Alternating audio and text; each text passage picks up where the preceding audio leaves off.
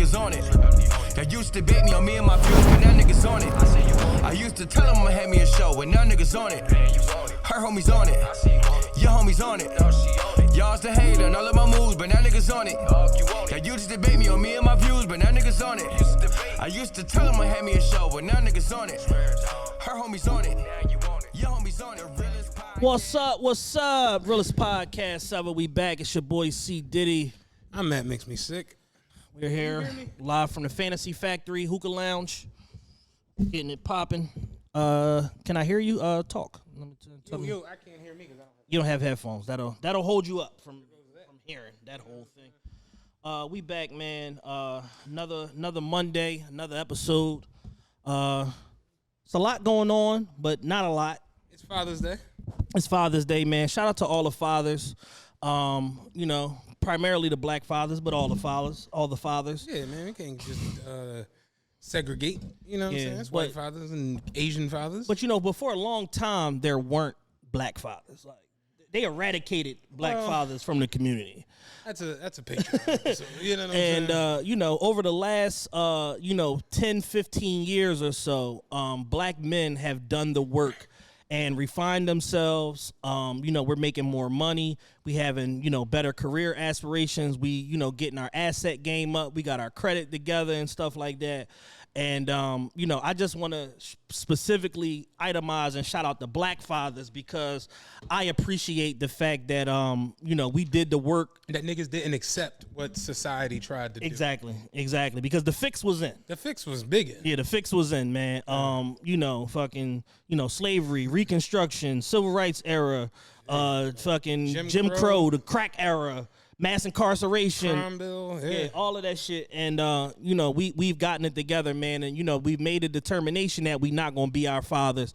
And I saw last night DeJounte Murray had a really dope video that he put on his page. Him and his father had been estranged for like the last 7 or 8 years. They was beefing about, whatever typical shit. DeJounte's like a younger guy, 24, 25 years old. So I would imagine that he was going through the same stuff that a lot of young guys go through when it's like trying to compartmentalize and figure out why your dad wasn't there and what happened and how come you ain't do this and blah, blah, blah. And he just basically, made the determination that like, I'm going to step up and, kind of be the adult in the situation and, be an olive branch toward mending this relationship. Because at the end of the day, I only got one dad. And his dad birthday, I think, was yesterday. And then, Father's Day, bought him like a new Suburban or whatever. And then they had this really dope moment. And, his dad was like, crying and stuff like that. And it's like, shit made me cry.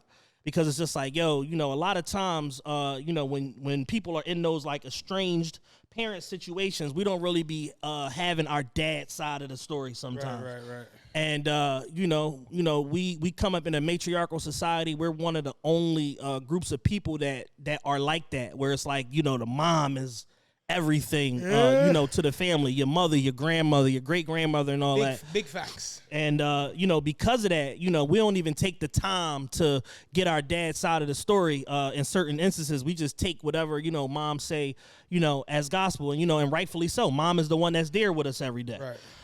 But it's great to see a lot of black men taking the step to mend their relationships with their dads and stuff like that. Jay-Z had a similar situation years ago. Him and his dad, was estranged forever, and they had the "Daddy, Where Have You Been" song and all of that shit. Right. And then right after that, him and his dad mended their relationship. Siegel, same thing. He said his pop stepped to him and was like, "Little nigga, I'm your father, and I was here for this, that, and the third, and da, da, da, da." And he said, from then on, that's my OG. And it's like, we don't necessarily, there's a reason why they say stay in the kid's place. We don't necessarily be having. You don't know the actual factuals. You don't have all the information, man. But and the one thing I've learned in life is stories always got 3 sides. Yep. That's just real. Without a doubt. Like, if you getting one side to a story, you are normally 66% in the dark. In the dark. Real shit. Straight up, man. So just shout out and salute, man, to all of the the young black fathers, the middle-aged black fathers, the old black fathers. My dad, shout out Stacy, shout out Mr. Walt.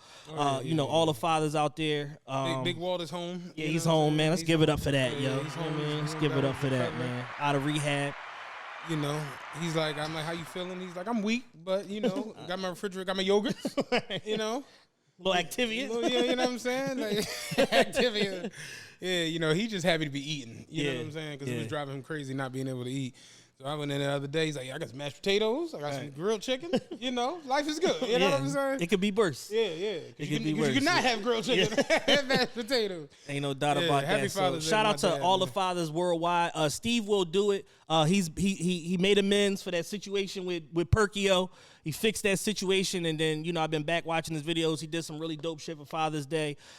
He went around with his company, with Happy Dad, the salsa company, and they was created a bunch of Happy Dads. Okay. And they went around and gave away power washers and TVs and all kind of shit. But he was giving away straight cash too. Okay. So he was like, had people write in and stuff like that, and he was pulling up, giving dads $20,000, $25,000, $30,000, stuff like that. The one guy, he had gave him like $30,000 and like his dream watch. He was like, no, I can't take this. And it was like a big, strong, like Italian, Greek guy, whatever. And he like really broke down. He's like, man, I got the best son. And I'm just like, damn, like it just goes to show like nobody really gives a fuck about dads, man. Yeah. Like it's just like, and we talk about duty a lot on the show when it comes to relationships, but duty when it comes to parenting and stuff like that, dads don't necessarily get all the credit that they be deserving. My dad the other day was I was at the hospital kicking it with him, and he was just like, yeah, man, I feel bad. You done got me the car. Now it's just sitting there because I'm not, I'm not driving. I'm like,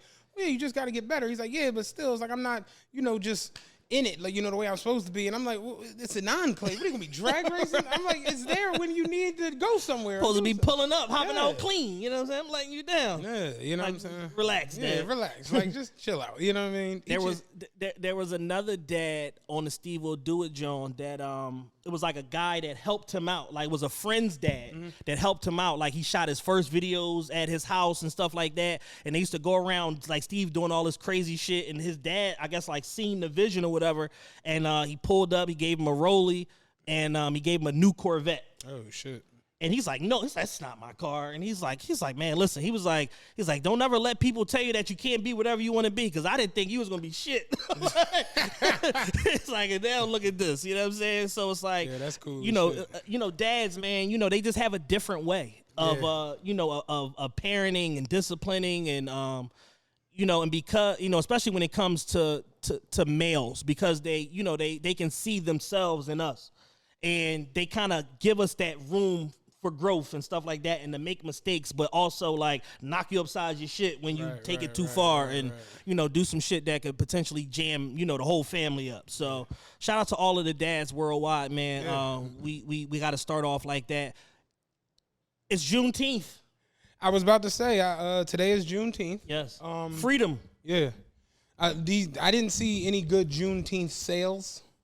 Type of way about that. I don't know why I assumed that since it's Juneteenth, I would see a sale that would be 1,865% off. But BMWs, 1,865% off. I didn't see any. You know what I'm saying? I didn't see any good sales. I actually went to Sumi's Rawcast Juneteenth picnic. Shout out Sumi. Shout out Sumi. Sumi was there looking good. Ryan, you know what I'm saying? Vanity 6. Little Christina Aguilera Moulin Rouge outfit she had on. We love it. I hugged her and then turned around. They go, what's up? What's that about? What's going on? Tell me, you know it? You know that? So like before this, you know it? Yeah, like before the day. Yeah, shout out, man, everybody. Everybody was out there. Phil, little sister Jazz. I've seen a bunch of people out there, man. I seen what's her name? Fuck with the show all heavy. God damn it, I can't remember nobody's name right now. Everybody was out there. If you was out there, I'd seen you. Shout out to you. Shout out to you. It was a lot of big breastises and big butts that was out there. Definitely, twerking. Congrats to that. Congrats to that. You know what I'm saying? Shout out to your mothers and shout out to the guys from the office. Shout out Feek, Nas, Sticks, Shiz, and motherfucking Lynn. They was all out there. They did like 25, 30 minutes on the couch. They was funny as shit. They shouted us out like, we doing the show. If you haven't got your tickets, listen. We almost sold out, They're man. Almost going. It's about to be this time. The show to be spooky hours. The show is Sunday in Brooklyn at the Knitting Factory. Everybody's pulling up. People was buying tickets at this out there about the joint. But man, so pull up to that if you can. Everybody's like, what we doing the night before? What we doing that night? And I'm just like, If we do something the night before, we might not make it to the show.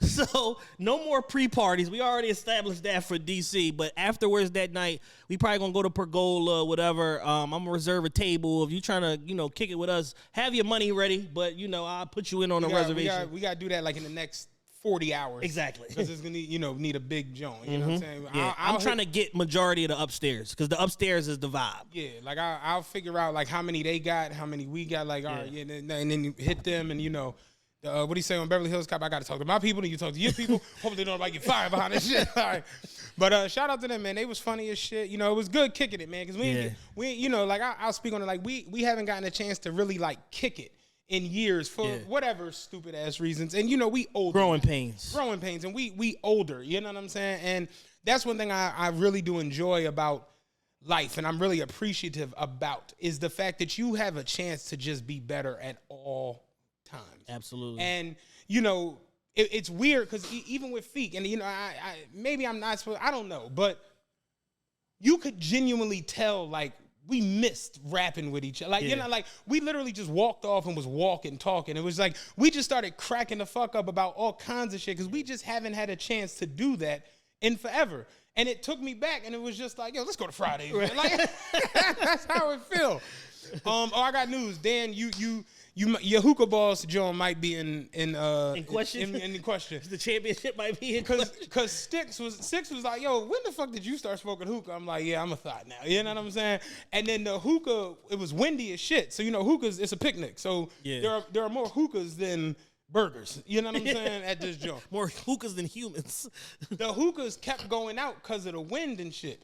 And Sticks was like, no, let me show y'all what y'all got to do. All right, first off, I need some heavy-duty foil. Go over there and get the foil off the chicken wings. You know what I'm saying? And he got the heavy-duty foil and basically made like a cup around an enclosure. An entrapment, if you will. And I turned around, everybody was smoking. I was like, yo, that's Sticks. You might have to have a versus. A hookah versus? Yeah, a hookah versus. Where you just get 20 different hookah scenarios and see who can figure it out first. Why this shit not pulling? That's funny as shit. They're like, all right, I see you, and I'm like, I raised with this. I was on the waterfront, nigga. Park wind. Yeah. You playing the game on intermediate, son. But yeah, everybody was out there. Melly was out there. Paulie, RB, I just getting a chance to chop it. And, shout out to all the guys, man. Yeah, Nas' brother was there. Like, I'm saying? I ain't get a chance to holler at him in a minute. We just cracking the fuck up. You know what I'm saying? Like we do. And it's just like, motherfuckers, you can tell people are genuinely proud of each other. Because it's like at the end of the day, like how we just talked about, if nothing else, society is going to try to tear us all down and tear us apart. Time. So it's no need in us to be doing it amongst each other. And I can't really sit and debate or argue about some shit from 7 years ago because at the end of the day, I'm not the person I was 7 years ago. I might have been fucked up 7 years ago, but I know I'm not that today. That would be fucking terrible. You know what I'm saying? So it was just good. It was a very, very fun atmosphere. I'm mad I missed it. I wish I would have. I didn't make the whole connection that was Sumi's event that they was doing the joint at and all of that. I thought it was like some like the African American History Museum. Oh no! I didn't really make the full when I got there, I'm like, yo, it's a lot of like bare titties out this joint. I didn't know the memories was gonna be out. Yeah, the memories. Yeah, I'd have made an appearance. The memories was on deck. And even Feek was like, God damn, like there's a lot going on. I'm like, yeah, like I thought this was gonna be like a Dune Day with some microphones. It was like that's exactly what I thought it was gonna be. But what it was like what's the girl? Real Bad. What's her name? With Puff.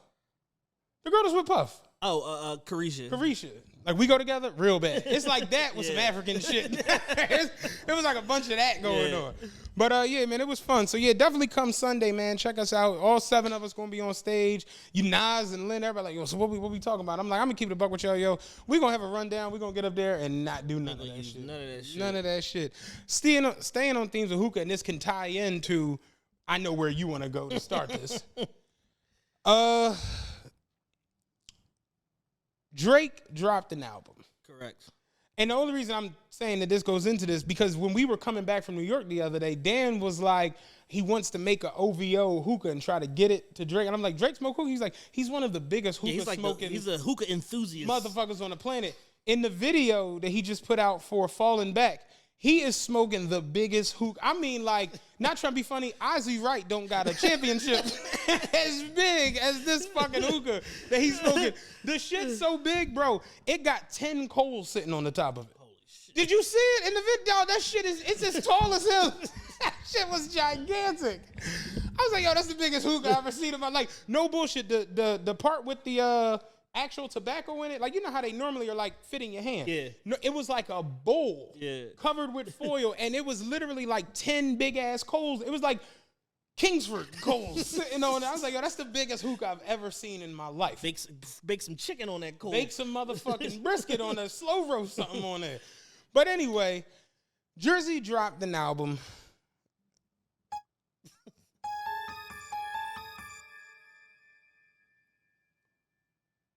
That was everybody's response to the album. Right. We bought a bill of goods that we didn't read the bill. Yeah, we didn't read the manifest. We didn't look at the invoice. Everybody just heard New Drizzy. We heard New Drizzy after hearing New Push, New Kendrick, New Future, and we thought, oh, we about to lock the motherfucking summer up. Yeah, it's over. And it was for summer in Latvia. I have to go to a Pusha T concert this week. Oh, really? Kevin Dunbar are making me go. Did you know? That's how bad this week was as a Drake fan. Like, I'm going to a Pusha T concert. Did you know that the Clips reunited on stage last night for the first time in 10 years at Something in the Water? The Clips and Pharrell, that was dope, man. Apparently, there's going to be a new Clips album soon. I guess the statute of limitations is run. Yeah. Tony G is out of prison. Ain't nobody else to tell on. You know what I'm saying? So we getting a new Clips album. So shout out to that. We saw Drake dropping an album. We saw the title, Honestly Never Mind. I'm like, Immediately the internet started interneting. Yeah. People was like, have anybody picked up on the fact that Certified Lover Boy came out 9 months ago and all the bitches was pregnant on the album cover, and now he's dropping an album 9 months later called Honestly Never Mind? I'm like, y'all got so much time. Yes. Jesus Christ. And we saw it, and then we saw the track list, and we saw songs like Text Go Green and, Liability. And I'm just like, oh, this is going to be classic. About to flame these hoes up. Toxic Drake. And the album started, and I ain't going to hold you. I thought I'd hit the wrong thing. Yeah, I thought I was listening to the soothing sleep sounds when I heard the intro come on. I had to play the intro 7 times to understand that that's just the intro. I thought it was a Pink album. Like, it was a bit strange. So where are you at with the album now, being able to sit with it? I've lived with the album for the last 3-4 days. 3-4 days or whatever. And just try to walk with me because I got this whole thing mapped out and diagrammed. I've put a lot of thought into this. I'm gonna smoke my hookah and listen to you. One of the knocks on Drake throughout his career has been the cultural appropriation trope. Mm-hmm. And I never understood it because the way I view cultural appropriation is you participate in something strictly for profit while not giving credit to the creators or the originators of said genre, whether it be fashion, music, etc. And one thing that I can give Drake credit and salutes for is that when he did Afrobeat or he did Latin music or he did whatever Drakey thing that he was doing at the moment, he worked with the biggest and best people of that respective industry. So for that point alone, I could never get with the cultural appropriation thing because he would give people their credit. When he did a Memphis song, he's jumping on a Tay Keith beat with Block Boy JB. When he does an Afrobeat song, he's doing it with WizKid. When he does some reggae shit, he working with Popcorn and Buju Banton and like all of the different people of the industry. He giving Beanie Man his props and stuff like that. So with that in mind, I could never get with that point that people were trying to make about him. When it comes to this album, the main theme that I took away from it was cultural appropriation. And I will explain why. Going through the album, it's a Drake album featuring nobody until you get to the very last song, but 21 Savage. Right. The loophole that he's kind of gliding in on. Go ahead. But did you see the tweet where it was like all the features he had? Yeah, it was fake. Some okay, just 300 person page made that up. Okay. And somebody that's retarded sent it to me. Right. And got me riled up. And then I was like, hold on, wait a minute. Back the truck up. Because I saw it and I was just like, yo, where are all these features that it was featureless. Yeah. So to the cultural appropriation point, you know, this album is categorized as a dance album. And the reason why Matt said we bought a bill of goods that we didn't ask for is because nobody read the genre. No. We just, Drake, you make rap and R&B. Like, even if it's a toxic R&B album, we here for it, whatever. We didn't expect a dance album. And the reason why I'm saying I can get with the cultural appropriation point is because labeling it a dance album, in reality, it's really like world music. Right. And that encompasses a lot of different genres.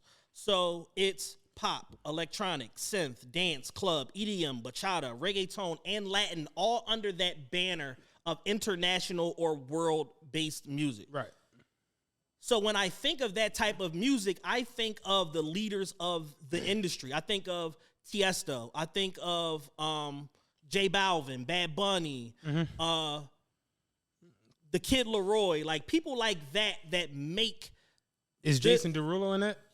Sort Not of, really, but sort of. Yeah. His shit is more straight pop. With some R&B. I think they call it rhythmatic. Rhythmatic, yeah, exactly. Yeah. Exactly. So Q102 right. format, music. Top 40 all the time. Exactly. Yeah. So with that being said, it's like to basically see that there are no features. So essentially, there's nobody for you to give props to, whether directly or indirectly, because you on this motherfucker by yourself.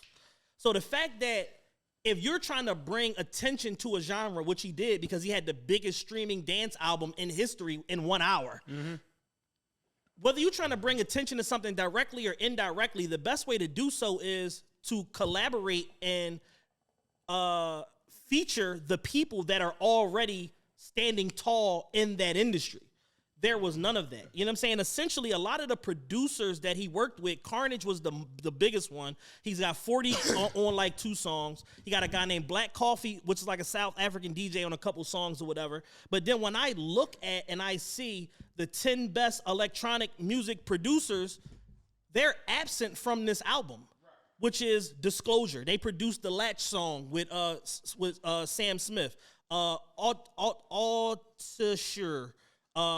Olafur Arnolds, Richard Devine, Robert Hood, Caribou, Kink, Nicholas Jar, Daniel Avery, and Arca are considered were ranked and considered the top 10 electronic music producers of 2021 by Music Radar. Right. So with that in mind, it's like you're not working with none of them. Right. So essentially what you've done is you're working with producers that are like in that lane, but not really. And you're like, I'm doing a electronic album, a synth album, whatever.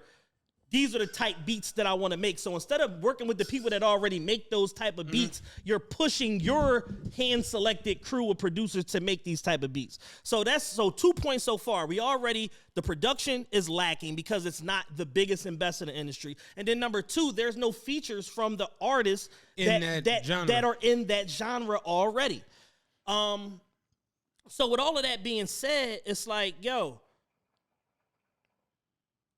if the music ended up being amazing, nobody gives a shit because to the victor goes the spoils.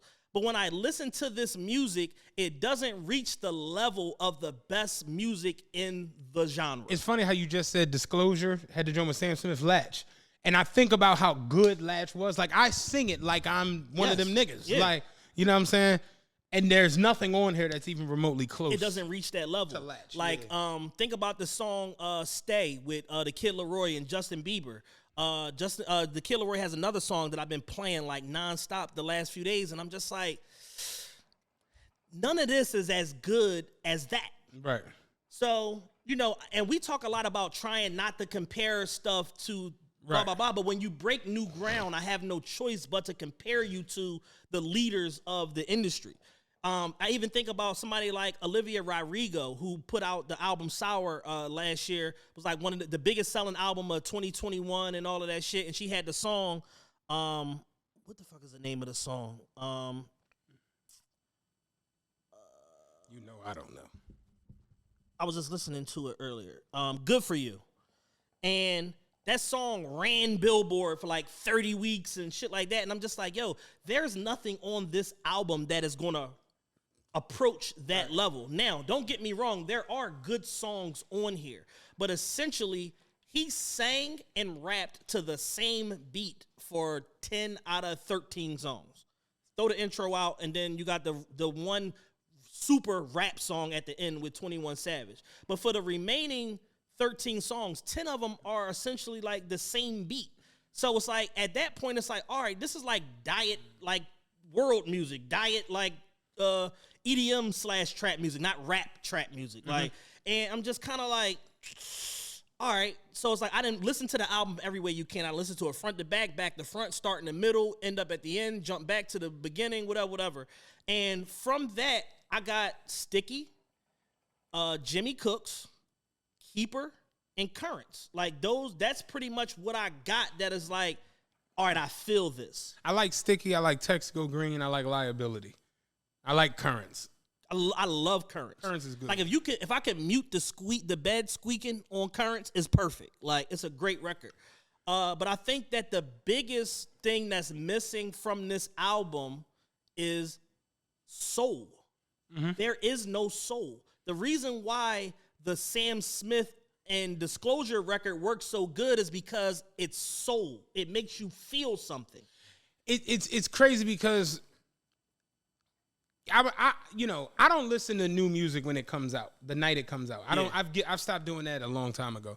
And one thing I've realized with Drake, and I think Drake deals with it in a manner that no one else really does, is his detractors or his non-fans are more anxious to hear his music than the people who actually like him. And it's worse than any other artist. Like, no one does that in that manner with Future, where it's like Future drops at 12 o'clock, at 12:15. People are like, this is garbage. Yeah. And I saw that happen the other night, and I'm just like, yeah, I'll talk to y'all tomorrow. When you know what I'm saying?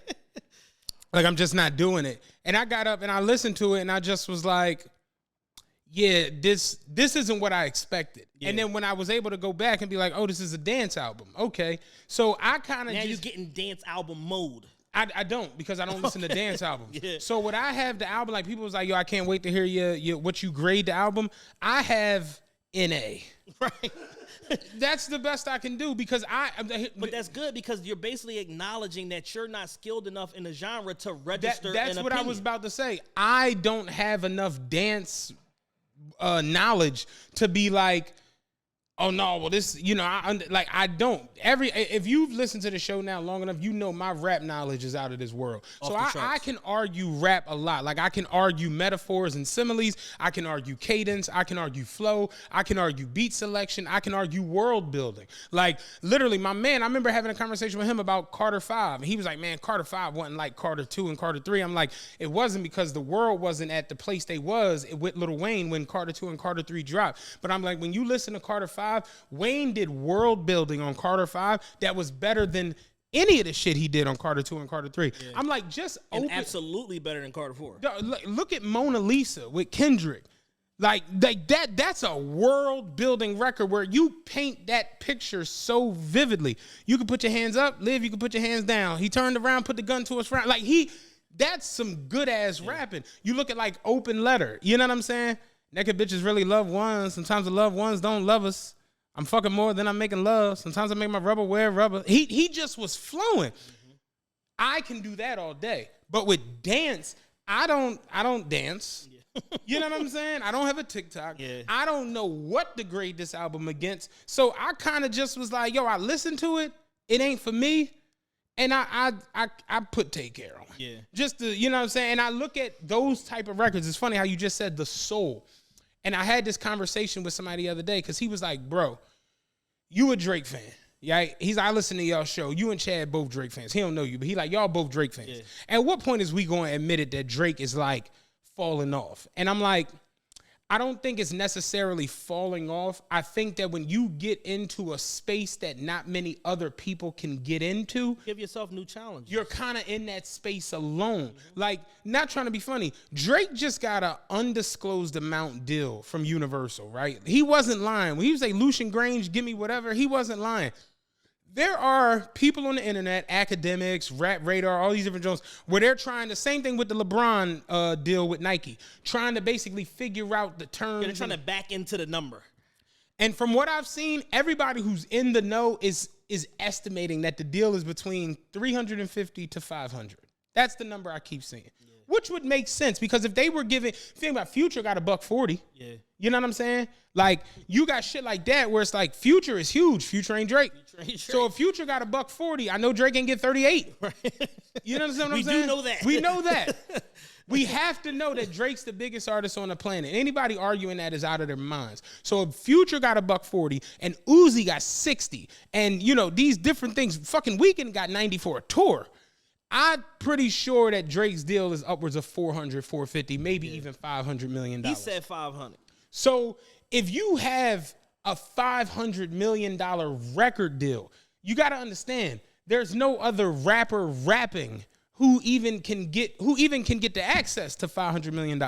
Like your favorite Moneybagg Yo and Lil Baby and all of them, they're like still carrying cash. You know what I'm saying? That money is different when you cross over into that Jay-Z Puff Daddy. When the fuck the last time you seen Jay-Z with a brick of money? And you ain't. You ain't. Jay wear pants that don't have pockets. Them Puma Jones don't have a lot of pockets. Yeah, Jay has reached that level where Kanye said where it's like your money is no good here. Oh. Like you don't have to pay for anything. Like it's all on a One thing my man Ross used to say was that he was like, I dream all the time about getting little chain rich. And I'm like, what? And he was like, you ever notice when rappers start getting money, the chains become obnoxiously big, but then when the money get real, it's like a little chain, a little cross, a little Jesus. GIA certified. It's like, yeah, it's like that shit where it's just Look like. at the chain Kevin Hart been wearing the last like 2 years. You see what I'm saying? Look at LeBron, the little lion heads and shit. Like, you don't got to wear a big-ass chain to say Bron.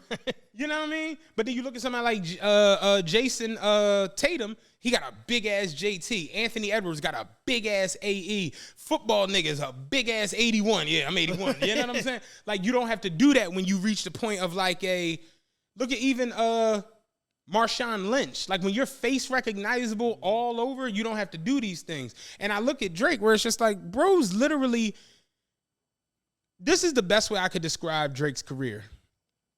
You remember when Fresh Prince had literally gotten to the point where it was like, okay, this was the #1 urban show on the planet. Like, even when Martin was out, Fresh Prince ratings they just dominated everything. Nobody could compete. They had a show on NBC. It's just what it is.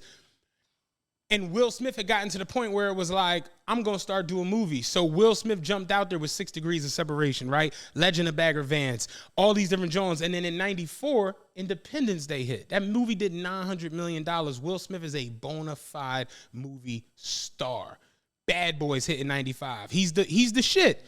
So him still doing Fresh Prince in 96, it was like, yo, I'm doing this because, you know, it's what made me household and face recognizable. Y'all need to check. Right. It's 87 people working on this show. Y'all can use the money. It made me house and face recognizable. And I look at the last episode of Fresh Prince where it was like, remember he came in that living room and it was completely empty and it was like, damn, this shit really over. Like, it's empty. And what I took away from that was I'm in a new space that's just not, I'm not in this space no more. I've outgrown it. I've outgrown it. But I look at Drake, he's like the end of Fresh Prince where he's in that living room and nothing else is in there, but he likes it. Yeah. Like he likes being in this space because he has like true freedom to just do and say whatever. Yeah. Like Drake, let's keep it a buck. Drake lost the whole shit with Pusha T and he got bigger. Got richer. He got richer. He got more successful. He did more plaques. He did bigger records. Like, since that record came out, Drake has like 7 #1 records. And he has like 2 of the biggest records in the history of Earth. Yeah. And you made the point prior to all of that the main knock on him was he's a great artist. He performs, he sells, and this and this and this. He can't make a #1 record. And now that's literally all the fuck he does. Like, not trying to be funny. Like, if you go on RIAA's website, right, and you look at certifications for records, do you know what the #1 record is as far as certifications? Sicko Mode? No, it's Despacio. Oh, Despacito. Despacito. It's like 75 million. That's #1. You know what #2 is? Gasolina. You know what's in the top 5? God's Plan and Sicko Mode. Yeah. Like Drake after the battle, well, the diss tracks, he dropped 2 of the biggest records ever created. You know what I mean? So he's just in a spot now where it's like, I can't lose. I can't, you know what I'm saying? So he's just doing shit. This album, they said is projected to do 250,000 first week. This man just did a dance album with no fucking media, no fucking backing, no nothing, and it's about to have the #1 record in the country again. Yeah. And it's gonna end up platinum. And you know, I just more so look at it where it's just like, I fucks with Drake. Y'all know I'm a Drake fan, but this album is not for me, and I probably will not listen to it again. It's not for a lot of people, and what I would say is that the discourse that people are attempting to create around the album to make some like elitist separatism. That was gonna be my y'all weird for of the why they like the album or why people don't like the album is strange. I saw people like, see what it is this album ain't for you to be blasting in your car riding on the Ave. This album's for the rooftops in Brazil and the motherfucking, waterfront parties in Ibiza. And I'm like, you have never been to Brazil. You don't have a passport. You have never been to any of these places. You don't even have a real ID. You can't even get the next January. You can't go to Missouri, nigga. You don't even have a real ID. I'm not trying to be funny. You know where I was at a little over a month ago? I was in Dubai and Abu Dhabi. You know what we did when we was in Abu Dhabi? We partied on the motherfucking top floor roof deck of the W in Abu Dhabi. You know what song they played while I was up there? Nonstop. They playing the hot shit wherever. Yeah. Like that whole the hot shit is cutting through wherever. That whole this is for the rooftop, and I'm like, man, I was in the rooftop in the Emirates, nigga. They was playing rap shit. They played what's it called? Post Another Nigga Money probably won't put that past them. What the fuck is that? A Moneybagg Yo John said something. Yeah, they played that shit on the roof in fucking Abu Dhabi. So it's like, man, that whole you not gonna feel this music because you ain't never experienced being in the mother. And it's just like, man, I done been in every first class 5-star situation you could be in. They playing that shit. Yeah, seriously. I was just in Cabo for my birthday in March. I was in Barcelona 3 weeks prior in February for my girl's birthday. You told me you went to the John. You went to the what was the club you said you went to in Spain? It was like being in the club in Miami and shit. I remember when you showed me. And it's like, they playing the. They hot was playing shit. Fucking 50 Cent in the club, and they was playing everything.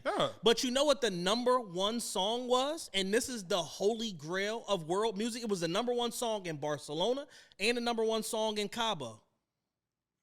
Yeah, I heard that shit a lot. Peppa. As soon as it dropped, y'all gonna know. Y'all know, I heard that before.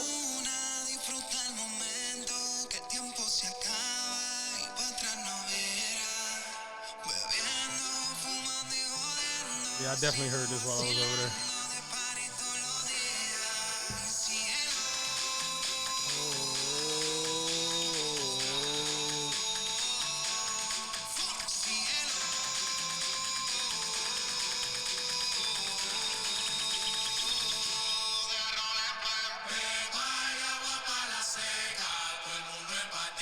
All that Fast and the Furious music. It's like that's the #1, like that's the modern day Despacito, Gasolina. Like that is the #1 song in the world international music genre, bar none. Like my homie was trying to go to Vesper. That's the #1 song. He was trying to make the whole, see y'all just don't understand, the dance world and the what they call it, the house world. And I'm like, okay, let's look at Lil Jon, right? Lil Jon is to my opinion, he's one of the best producers ever. You know why? Because Lil Jon has records like Freak-a-Leak, right? Which is like a nigga party twerk anthem. Then he has a record like Too Short John, Blow the Whistle, which is another nigga twerk party. Play it at the... But it's different. You know what I'm saying? Then you got Lil Jon who got like gully shit like Real Nigga Roll Call with Ice Cube, or Put Your Hood Up with Ludacris. Or Put Your Hood Up or B.I.B.I. with Ludacris. Or Stand Up with T.I. and Wayne. Then he got the party tracks like with the Yin Yang Twins, Salt Shaker and all of that shit. But I look at Lil Jon where it's like Lil Jon hauled off and he went over into the motherfucking... Because I know you understand this shit. You see what I'm saying? Like, when you got these type of records, when you doing house music, EDM, dance shit, then it's like, oh, okay, yeah. You see what I'm saying? Where it's undeniable. Ain't nothing but a shot. Turn down for what? Like, and that's more so what I was telling him, where it's like, people have gone over and done dance shit, and they gave you shit that's like impactful and gonna last forever. I literally got to the point where I was telling my homie, I'm like, dog, I got a Drake playlist that I created. Drake got a song that's like these songs that's better than all of them because he got this shit. The joint with Bad Bunny. And it's just like, there's nothing on that album that sounds as good as this.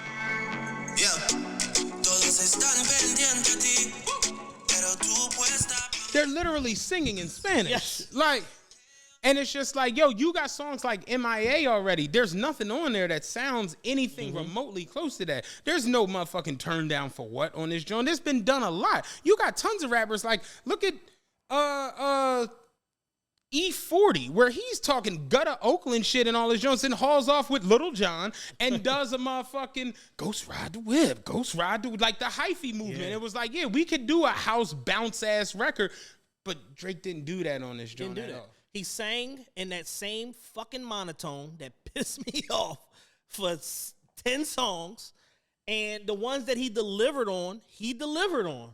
But a lot of those songs is just music. Yeah. You know what I'm saying? And what I can say is that, like, back to the soul point, like, my favorite album of 2022, I don't even think I've said this, and I'm doing her and me a disservice by not saying it. Ella Mai's album is amazing. Okay.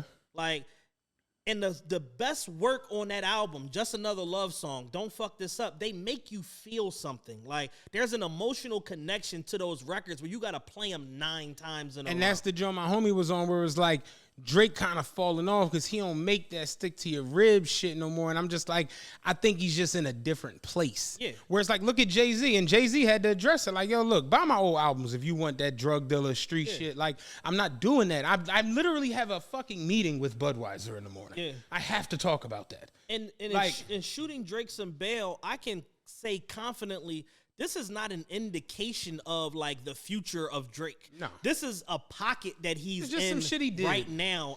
There was no promotion. I'm There with was- Carnage. I'm with Black Coffee. I'm doing this, and we caught a vibe, and we made 13 records. That's Like, it. It was the same shit as What a Time to Be Alive.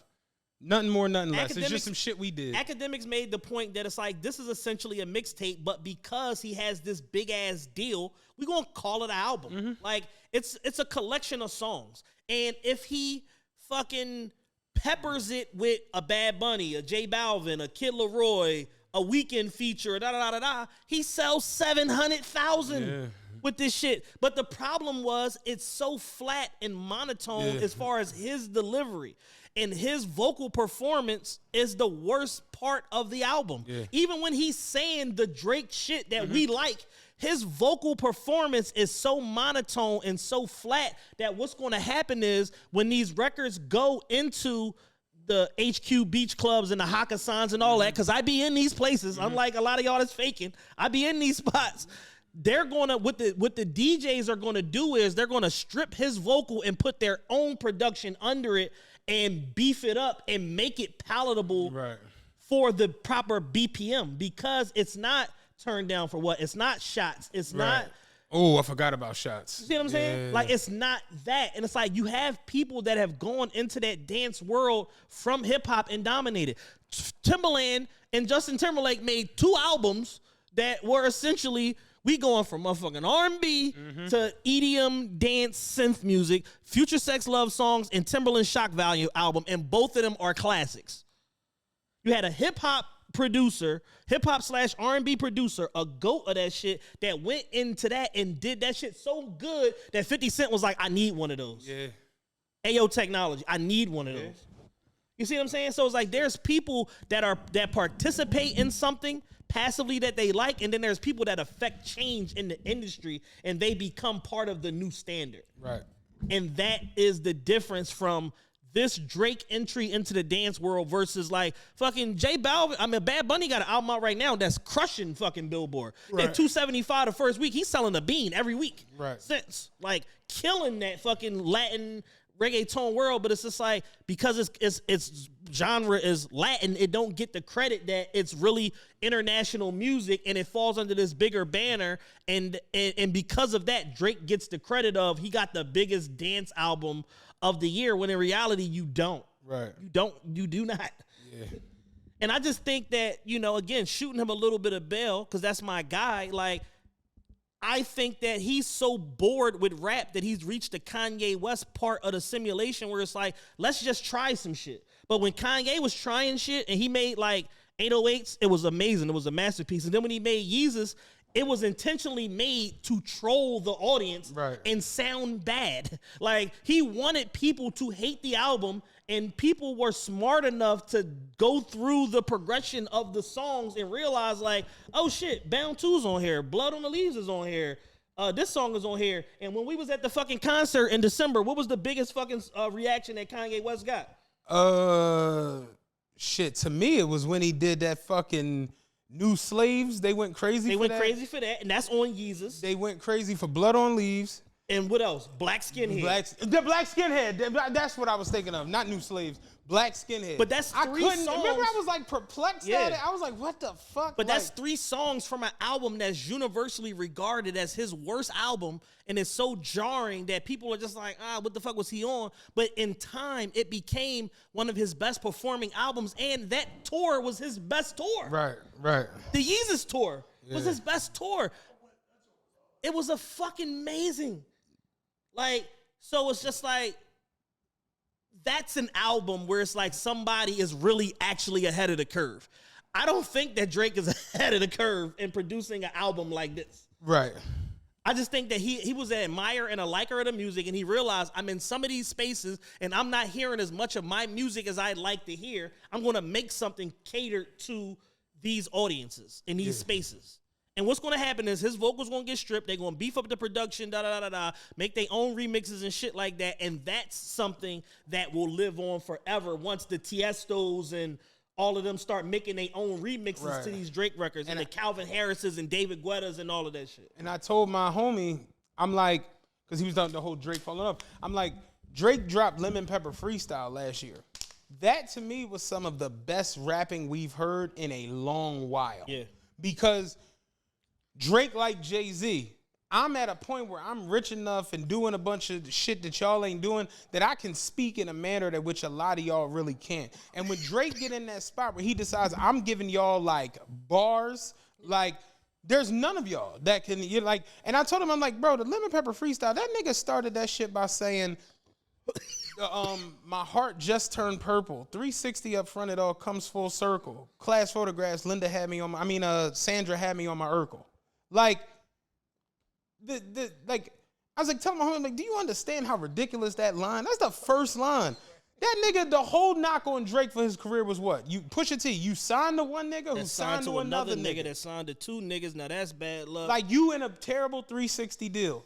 Drake say, yo, the shit all come full circle. 360 up front. Now he got a $360 million deal. You know what I'm saying? And the whole my heart just turned purple. Like, Urkel is selling weed now, and it's called Purple Urkel. And I'm just like, that's the first line, dog. He said, I took $2 million out the cage down in the desert. Matthew Maddox calling the pit boss, double checking. The numbers all good, just pay me, I'm at the Rondo. In real life, my whole fam goons like Rollo. One truck in front of me, one behind me to follow. I'm like, niggas don't even know who Matthew Maddox is. You understand what I'm saying? Because I didn't at the time. That's the CEO of the Win. Like, yeah, Matthew Maddox calling the pit boss. Like, you sure? Right? Is this right? Is this right? Am I hearing this right? Like, dog. And I'm like, tell him, like, niggas are listening to rap and just not even know what a motherfucker really on. That nigga said we had brunch with the judge we appearing before. Private villas only. I don't go near a resort. We want everything galore, not just lyric galore. And then, fuck the rapping. The nigga had the presence of mind to say, I'm so far ahead of the game, I don't got to pad my stats by adding that 3-pack to Certified Lover Boy to boost the album sales. No. Because that would have been another 300,000 sales that got added to the first week because those songs debuted 1, 2, 3. When Drake get in his rap bag, he's firing off at another place that like most people just aren't. And he's dog whistling to a community of rappers that really can only understand what the fuck he's saying. Yeah. The Rick Rosses, the Pusha T's, the Lil Waynes, the Jay-Z's. Like, certain niggas is only going to get those certain points of references because their lifestyle matches where his is at.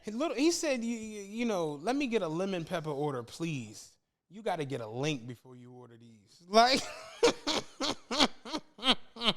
just saying all kinds of little asshole shit on there. And it's like, that's what we expected when we heard, oh, Drake's dropping. It's going to be some asshole raps. Honestly, I went back and I was listening to Scorpion a couple weeks ago. And, yo, I ain't going to hold you, yo.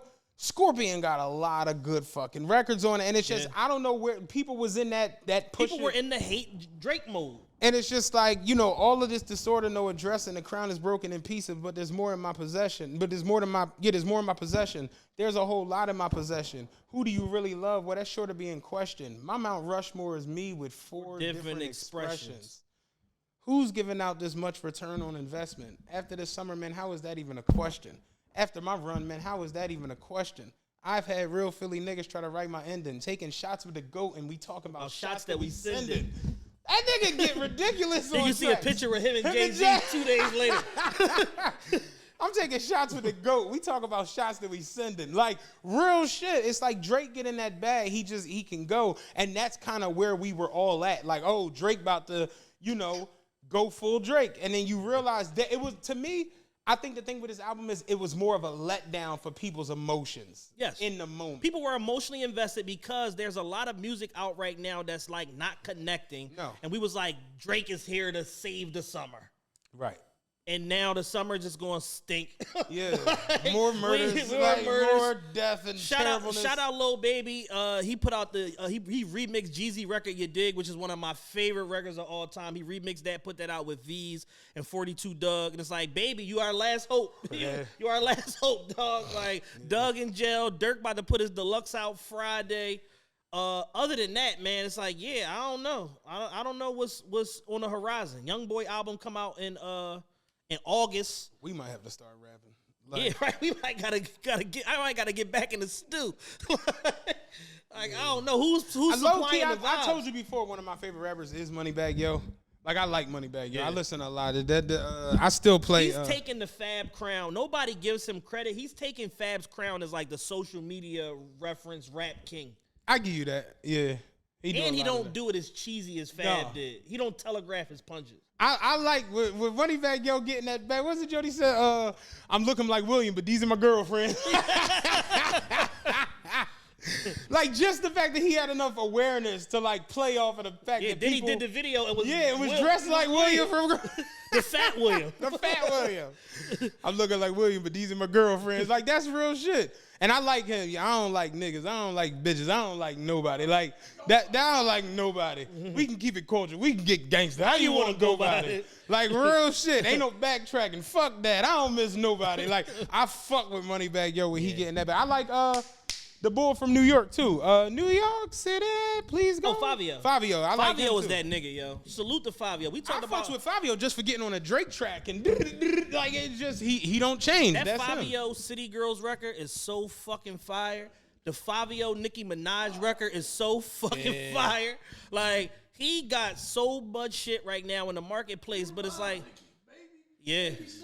Yeah. And Fabio knocked that shit out the park. Yeah, you got to give Nicki credit how she just catch a wave every year. No matter what's going on. And the thing with Nicki is, Nicki can super duper rap. She's just a strange person. Yeah. Like, and her doing all of this strange shit, it's like she had an opportunity to be like the female rap ambassador. Right. And just her just being a strange person just ruined it. Yeah. Like, yeah, I give you that. She just ruined it, man. But all in all, to wrap it up, like I said, I don't see me playing this Drake album much. You know, I'm gonna keep what I need, and I'm gonna discard the rest. As simple as that. I look at Drake got songs throughout his catalog, like how you say the soul. Like, Drake got the real her, where it's just like, you know, people around you should really have nothing. Like them records where it's like immediately when you hear it, it puts you in this place. You know, he got Teenage Fever, he got Fire and Desire, he got these Jones that it's just like, I don't need any of this. Yeah. You know what I'm saying? And what, like I said, man, he's missing that intangible that like made SZA's Control album one of the best albums of all. Like that's what is missing to the point where 5 years later she can put the deluxe out, like shit like that. You know what I'm saying? That's when you know you got that shit. Like 5 years. Oh yeah, anniversary. We gonna put the deluxe out. Excuse me? Right. Yeah, it's a couple more songs and shit that y'all didn't get to hear. You know what I mean? Yeah, no, that's real. And we know he's capable of it, but it's just like I said. I just think he rich as fuck. He's successful. He's a world traveler. He's in these places and spaces, and he's not hearing enough Drake. And he said, "Let me put something that's in this format." But the problem is, it's still not gonna cut through. Yeah, like because it's not as good as I just named y'all endless records. Yeah, Kid Laroi, fucking Daddy Yankee, Bad Bunny, J Balvin. Yeah. Like it's too much shit for Faruko. Like it's too much shit that's already like shit. Noriega and Nina Sky. You know what I'm saying? It's just better records out there. You know what I mean? But yeah, all in all, like I said, I can't grade it. I give it an NA. I give it a 5 out of 10. I can't do anything with it. I don't listen to dance music. It's not my twist. I don't, I have nothing. You know what I mean? I have nothing. As the local TRPE world music connoisseur, I'm giving it a 5 out of 10. You know what I'm saying? That's admirable. Because the songs that I like enough to not. It pulls up the score. The craziest part is like Drake had a real opportunity to like cement light skin as like a. Let's talk about that. Because Steph Curry won a Finals MVP 40 minutes before that album dropped. And it was like Drake could have took this shit on home. What is with, and I want Dan to participate in this too. What is with these rappers? Dan, where's your mic at? We got to get your mic at. These goats of the industry that have the clear lane to 360 reverse tomahawk this shit. And just don't. And they just do a regular standard layup. Like J. Cole did it. He fucking put his album out, a good album, and then he went to play basketball in Africa. Right. Kendrick Lamar did it. He put his fucking album out, and the album stinks. Yeah. And then the nigga fucking went to Ghana for a month and a half. Yeah. Drake had an opportunity to do it. He put the best rap verse of the year out on Churchill Downs, and then he put out a fucking dance album. Yeah. Does nobody want the crown? And it's so weird because, like, I've said it before, Churchill Downs rapping is just... phenomenal. It's God tier. It's God tier rap, yo. When you really, really get into that shit, it's really, really God tier. And yeah, you set us up like, hearing that and then, Drake about to drop an album. Oh shit. And then you get there and you just like, you ever see that meme with the old black guy? He was just like, that's how it was. Like, what the fuck is going on, yo? And, I just look at it like this, I ain't gonna necessarily call it a fumble. Like he fumbled the bag or fumbled the ball or whatever. Nah, because he pivoted out of the industry. It's like it's an incomplete. He's gonna make the money. Yeah, it's an incomplete. I more so have it as an NA because it's like, dog. And I think I even. Yeah, just trying shit. Yeah, just not fucking. See what we on today. You know what I'm saying? And I look at it, I think I even tweeted. I'm like, yo, Steph Curry winning a fucking Finals MVP and Drake dropping an album in the same hour is not my fucking. That's not the world I want to live in. Like as a dark skinned nigga, like this is crazy. And it kind of put a damper on the end of Steph Curry shit. Yeah, it's like, bro, I thought Drake was gonna like sneak in a Steph Curry line, like, oh shit, the shit don't drop till midnight. I got 15 minutes. Yeah, I'm gonna get this shit in here. Yeah, it's like a Dennis Green moment. Like we let him off the hook. Yeah. Yeah. Like, we let him off the hook. Yeah. It's like one of them things where it's like, yo, niggas is having a clear path to the basket, man. And the only rapper that's like seemingly dead set is 3 of them. The young niggas is Lil Baby. It's Lil Baby, Lil Durk, and Young Boy. Yeah. But Young Boy has taken the position of fuck the numbers. I don't give a shit. I'll do an album with Rich the Kid. I ain't gonna hold you. Future still is. Future is he's still where he's like, I'm popping my shit. I'm doing it the same way I always done it. And I'm still ascending. And I'm still ascending. Yeah. So Future has to get 10 years in the game. I'm still ascending, which is impressive because that's not usual. Yeah. Niggas is usually on their way down after like year 4 because you only get that little window of being a hot new nigga. Yeah. And every single time, like Future just reinvent itself and just come with some new shit to where you're like, God damn, my favorite song now off the album? Holy Ghost. Phantom like a cigarette boat. All this water on me. I was with the 6-up. He said I was in my 6 truck with my wrist up, getting my dick sucked. Yeah. I'm like, this is the opening line. Yeah. Start this over. Y'all know I loved Massaging Me from Jump, but Yeah. my shit now is with the deluxe is Just Like Me. I play that song Just every Like Me day. is amazing. I play, And the I joint play was Just Like Me every fucking and the day. joint with Scooter is my second Yeah, that favorite shit song. hot, too. That shit hard. I ain't gonna hold as you. I fuck. like the joint with ESTG. Chickens. Yeah. Yeah. My girl got me loving Yeah. chickens. What'd he say? This ain't 03, I ain't Jeezy. Oh, leave with it, can't bring it back, nigga. Yo, do your ops die? All the goddamn time. ESTG, I fucks with that. But yeah, Future's still climbing it. I guess going into that, how do you feel? Like, I ain't gonna hold you, yo. Steph's finals MVP, it's like in my top 3. I love it, man. As far as favorite moments, like LeBron's 16, John, Dirk's 11, John, and Kobe's John that he got after the Celtics, The- after the loss to the Celtics, then he the came back and beat. Celtics John, Yeah. not the Magic John, Yeah. you know it was, but the Celtics John was like they really remember they were down, they had to win Yeah. 2 in a row, and they had to win in Boston, then in Yeah. LA. And because of the way the Celtics beat him in that other Right, finals right. that they played in. Kobe's John in 10, Dirk in 11. LeBron in 16 and Steph Curry in 22 are probably my favorite 4 Jones out of the last 20 years. It was amazing to see a player just come out and just, as a little guy, impose his will on the other team. Mm-hmm. Where it was like 7-8 times a game, he was hitting shots that was just like, That first like 3 he hit, back breaking like shots that over first and over 3 again. he hit in the third quarter that put him up 19 was like, oh God. When he came down and buried that joint to put him up 22, it didn't even look like the ball went through the net. It literally just was like pop and went through the shit. And that's the joint when he walked up touching the ring finger and he was just like, what the like because he fired that bitch from like 33. And that ball looked like it did. Go watch it. That ball didn't like it touched the net. Yeah. That shit was just water. He was just locked in, man, and it was like, you know, Yeah. even in those moments of turmoil in the series where they were down or they was trying to do whatever, he was the one constant. Yeah. And no matter Andrew what Wiggins too. Andrew Wiggins too. And I'm gonna get to that. But he was the primary constant of like, man, fuck y'all. Like, no matter what y'all do, whatever traps y'all send a big man, y'all send Marcus Smart, y'all send whoever. Bro, they was Fuck catching y'all niggas. They was catching Al Horford in that pick and roll, man. Curry put that ball on the floor. They couldn't stop him. Couldn't stop him. And I just was like, and it didn't matter. Marcus Smart, Al Horford, even when Jaylen Brown got in front of him, he was toast. And I said it the other day on Twitter. I'm like, imagine being the greatest shooter of all time, right? And people be mad at you for always shooting threes, parentheses, even though you're the greatest shooter of all time. And you're the greatest shooter of all time, and then you decide to put the ball on the floor, and no one can stop you still.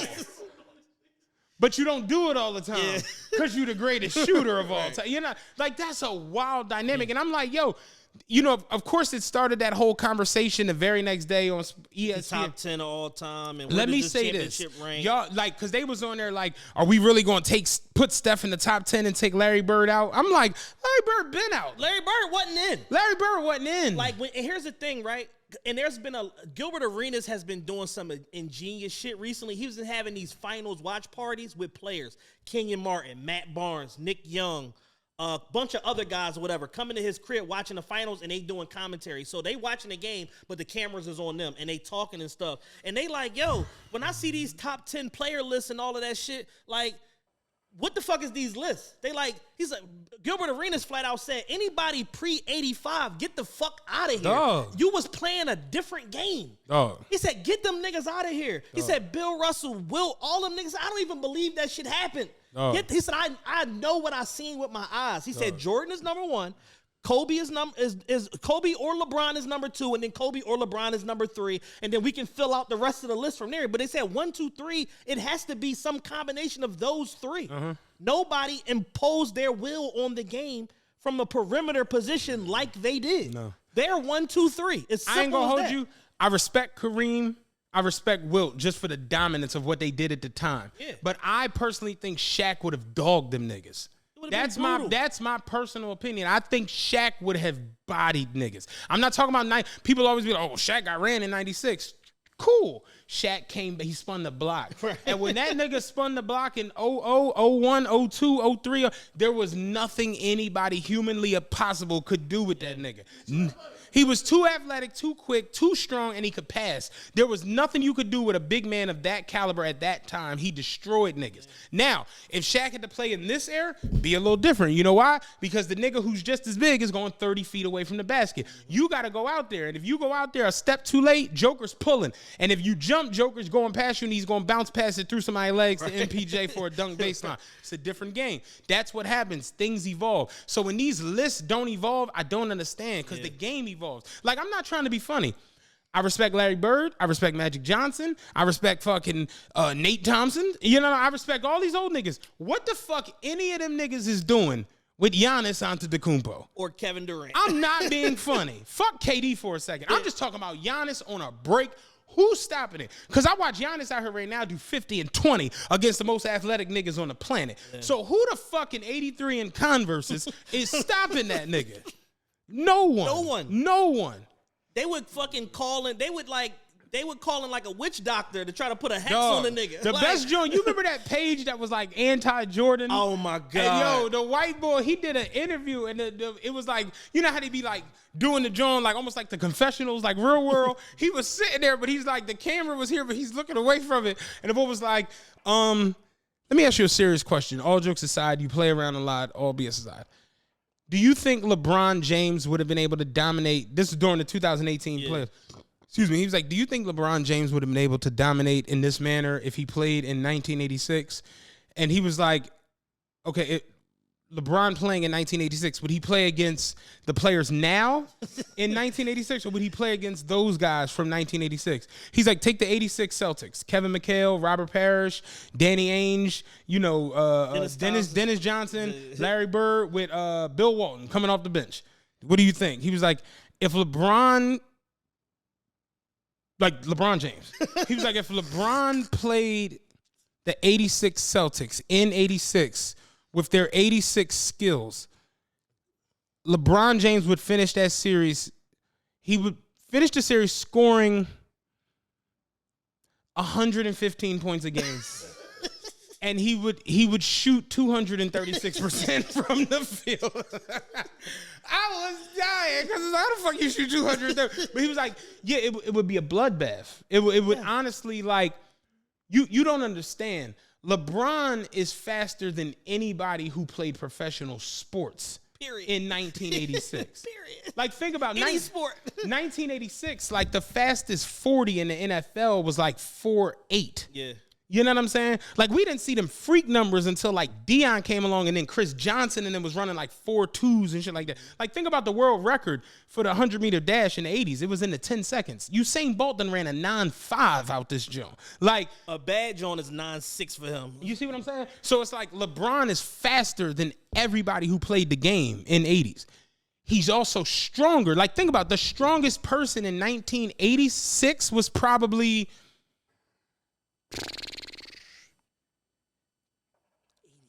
86, the strongest person in the league was probably like a Daryl Dawkins. Yeah. Or Thunder. Yeah, like a Daryl Dawkins, that type of person. It's like LeBron would knock him into the third row. Seriously. The highest jumper in 86 was a young Mike. Yeah. LeBron got a bigger vert than that. He's stronger, he's faster, he has a better vision. He sees that you like, and I always use this analogy. Think about the 1987 M3 when that hit. Dan, you know what I'm talking about. The M3 was the shit. It was Gilbert the new Arenas Beamer. Made a similar comparison. Huh? Gilbert Arenas made a similar comparison about Ferrari. The 87 M3 was the shit. All the dope boys wanted it. It was the car to have. It was amazing. It was a spaceship to people in 87. If you go get the new M4 and put it up against the 87 M3, it's going to leave it in its dust. Not only is it going to smoke it, it's going to do better on gas. It's going to keep your coffee cold. It's going to tell you which way to turn. It's going to cut off for you at the light, save you some gas. You know, gas is out. Like, that's the way the world works. Everything evolves. But with sports, with this nostalgia shit, people will literally stop you and be like, oh, well, none of these guys are ever going to be no Larry Bird. And it's like, bro, Kevin Durant was better than Larry Bird when he was a Thunder. Like when he was a supersonic. When he was... when he was a supersonic. Like, Kevin Durant done flew past Larry Bird years ago. That's a freak. That nigga 6'11" with a 7'6" wingspan and can pull from anywhere within 42 feet of the basket. Like, that's a freak. There's nothing you can compare that to from the 80s. Yeah. And it'd be amazing to me. So it's like when I look at Steph, when I look at somebody who can show up in basketball and be a little guy, 6'3", you know what I'm saying? Like, which is little in basketball. Yeah. 6'3" in the hood, you're a big man. Yeah. You know what I'm saying? But it's like, yeah, you 6'3", you show up in the NBA and you completely revolutionize the game. Yes. Like, Jordan revolutionized the game. LeBron revolutionized that point forward position. Magic revolutionized the game. Kareem Wilt. We're talking about people who changed the landscape of basketball. And I'm going to keep it a buck with you. No one has affected change in basketball in the manner that Steph Curry has. And he's done so efficiently. He's I'm a not, volume three-point shooter that is career like 44.5%. Think about this. Kareem showed up and he gave us what? The hook shot. Mm-hmm. The hook shot became known as the what? Unstoppable. The most unguardable move in basketball. How many hook shots you ever seen Danny Ainge do? None. Because he didn't affect everybody on the floor. Yeah. But Steph Curry now done shown up, and he done changed this shit into the analytic three-ball game. So now, if you don't take a three for certain teams, you out. Yeah, get the fuck out the game, stupid. Mike D'Antoni bring you over to the side and be like, damn, coach, my bad. I know I'm supposed to take threes. But he's like, well, listen, you got 2 weeks in the G League, so you can get yourself together. Like, you going down there to figure it the fuck out. Seriously. I got good news and I got bad news. Your contract is fully guarantee. That's the good news. The bad news is you're going to play for the Arkansas Razorback affiliate of the team. You playing for the 87ers. All right, we'll holler at you. This is how good Steph Curry is and how good this Warriors team Dan, bring me that soda out the fridge. This is how good Steph Curry is, one, and how good the Warriors is. Kenny Atkinson, their lead assistant coach, got hired to coach the Charlotte Hornets, and he said, yeah, I don't fuck with niggas. Like, I'm going to stay here with Mellow Ball in the hallway doing dumb shit. I'm cool. Miles Bridges sipping lean on IG. Yeah. I'm going to just stick it out here. I'm cool. Terry Rozier got a rap album coming out. I'm going to hang with y'all. I'm going to hang out here for less money. Miles Bridges is crazy, but that's a whole nother story. But, like, it's like Steph Curry really affected change across the entire NBA landscape. He's now the only unanimous MVP in league history. He was the fucking superstar of the best record in NBA history at 73-9. He's won 4 championships. He finally has his finals MVP. He has the most three-pointers in NBA history. Breaking his own record every night. He's literally regarded as the best shooter in NBA history. I don't know what y'all break basketball down to, but it's shooting and stopping. That's what it is. And he's become a stout defender. Dog, he locked up Jason Tatum the other night. Routinely. Dog. Like, I'm like, I tweeted, I said, Steph locking up Tatum, ? Like, niggas like, yeah, all series. Like, and I'm keeping it tall with you. He doing all of this shit on rebuilt ankles. Yeah. He had graham crackers for ankles. Steph Curry is like going to the hood mechanic who really know how to rebuild the transmission. And your shit run, this shit a horse. Like, this shit run real good. Now, Steph Curry, at this point, even debating if he's in the top 10 is a disrespect. Yeah. And I said it last week, he's the most disrespected superstar in NBA history. It's unbelievable. I'm keeping it tall with y'all. Y'all might not like this. Y'all might not want to agree with it. Y'all might not feel it. This is my personal opinion. I'm not saying I'm right or wrong or none of that shit. Steph Curry is top 5 at this point. I'm not joking when I say that. When I look at the NBA greatness, like the Pantheon, yes, LeBron and Jordan are clearly by themselves. I think Kobe is right there, but LeBron and Jordan are by themselves. It's them two alone. Them two are just doing shit that just, when you look at all them numbers, all them records, if it ain't LeBron, it's Jordan, and vice versa. If it ain't Jordan, it's LeBron. It's just what it is. Jordan, LeBron, Kobe. Kobe's my guy, and I've said it a lot. All of this Kobe love be kind of sick to me because me and you actually did an episode right before Kobe died. If y'all go back and listen to it, where we called people out for saying James Harden is just like Kobe and all this goofy. You remember that goofy shit? Skip Bayless and them used to go on them shows routinely and be like, Kobe not top 10.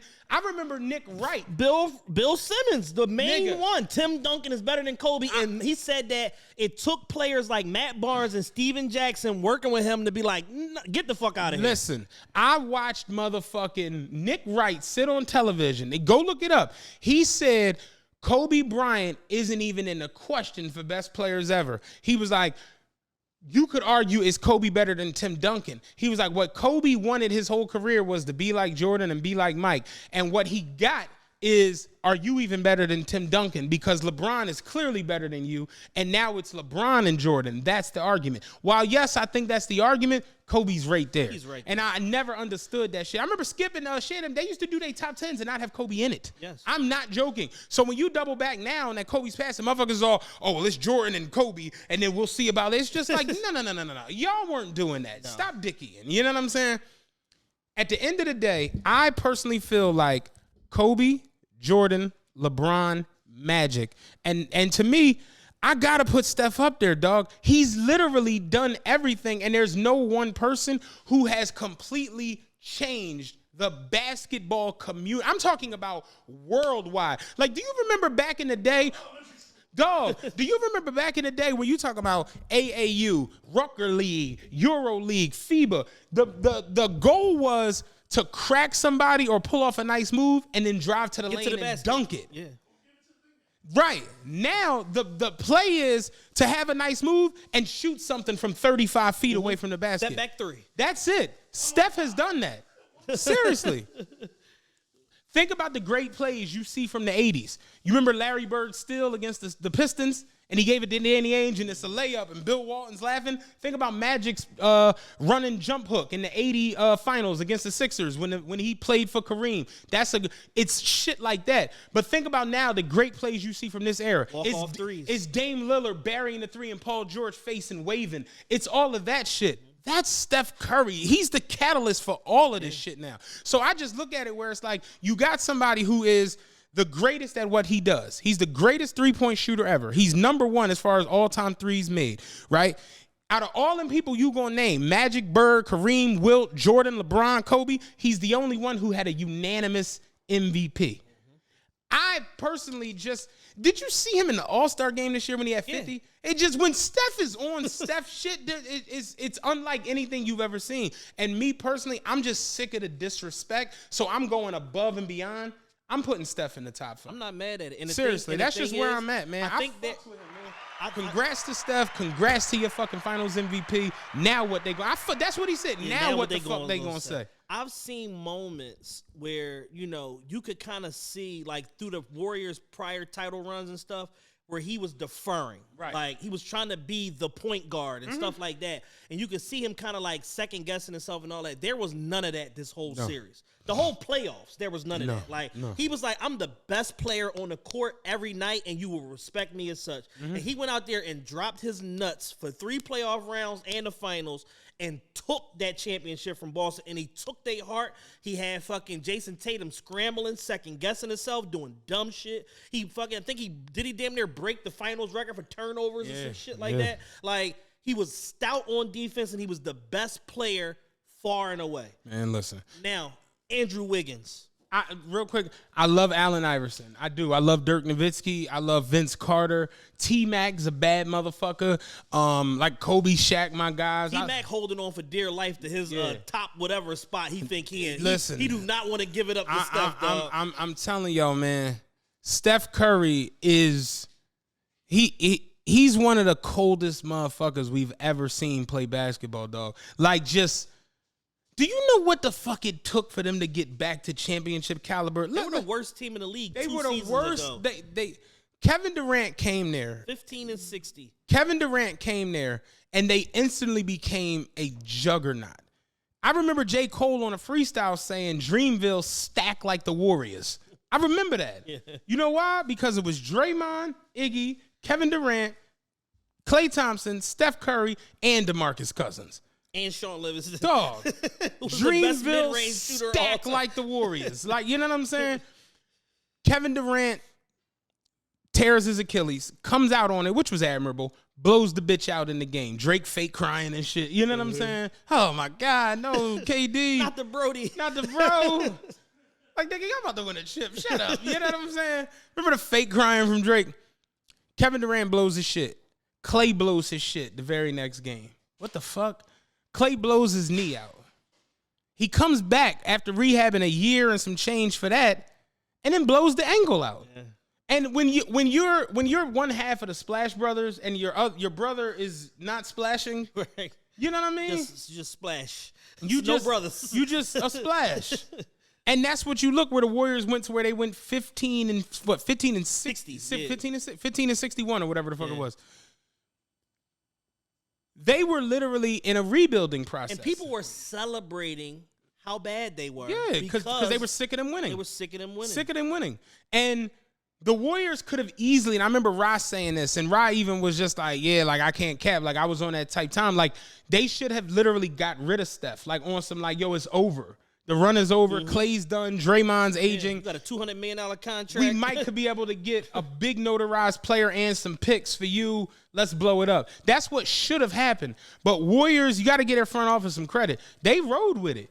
They was like, yo, we're going to do this slow and steady. We're going to draft James Wiseman. We're going to make this trade to get Andrew Wiggins. We're going to bring Iggy back. Remember, Iggy had left. We're going to bring Iggy back. We're going to draft Jordan Poole. You know, they did it the right. Yep, send him to the G League. Send him to the G League. Like, we going to do this shit the right way. And Clay came back. Clay missed 900 fucking days, dog. I'm talking about 3 years of rehab. Yeah. And for them to go through a situation where Steph goes through an injury, so he has to chill for a little second. Kevin Durant goes through his injury, then he slides. Klay Thompson's dealing with big, I don't think people realize it, like a torn knee is normally a death sentence in basketball, and a torn Achilles is the same thing. So just the fact that Klay came back and had a game this year where he hauled off and hit 8 threes, and, you know, he had those moments where he's, you know, game 6 Klay against the Grizzlies and shit. It's just like, you got to respect it. The Warriors really clawed back to the top. They clawed back. And I saw people even like, oh, well, if Ja was healthy, stop that. Cut that Dickey and shit out. Because nobody gave him no motherfucking breaks when their whole team fell apart and the Raptors won the championship. Stop that. Jules said it the other day. If was a fifth, we'd all be drunk. Like, seriously. Like, stop the if shit. Because that's not what happened. Reality happened. You good? It's amazing that you can do that when it's hot. I be ready to burn my goddamn self.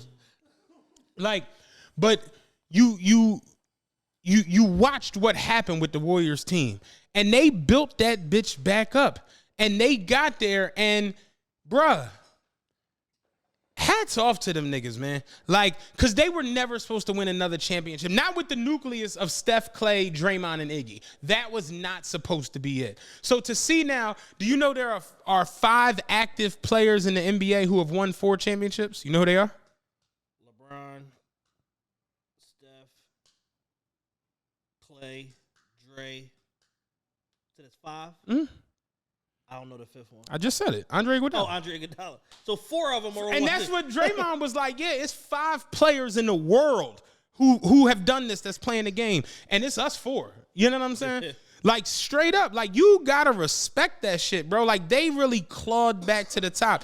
Clay on one leg, and Draymond was just abysmal in some. Draymond literally was so bad. He was a non-motherfucking factor for his 3 games. mom was literally like, I don't know what's up with the boy. You know what I'm saying? Like, he said, don't ask me. I don't recognize this player neither. No.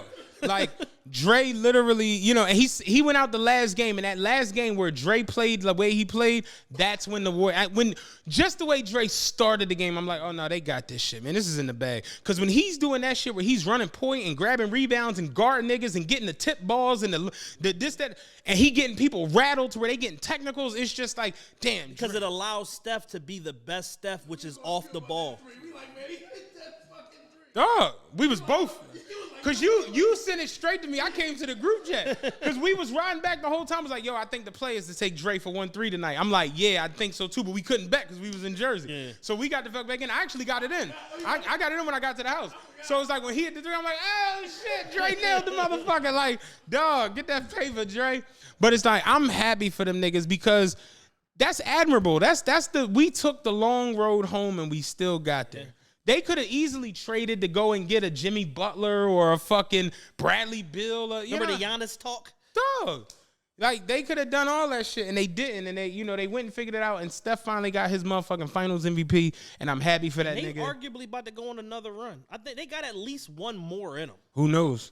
Like, I'm more so just on the tip where Steph finally got the trophy that eluded him. And just in that manner, the fact that Kevin Durant shows up, and we know Kevin Durant is the second best basketball player on the planet behind LeBron. That's what he's been.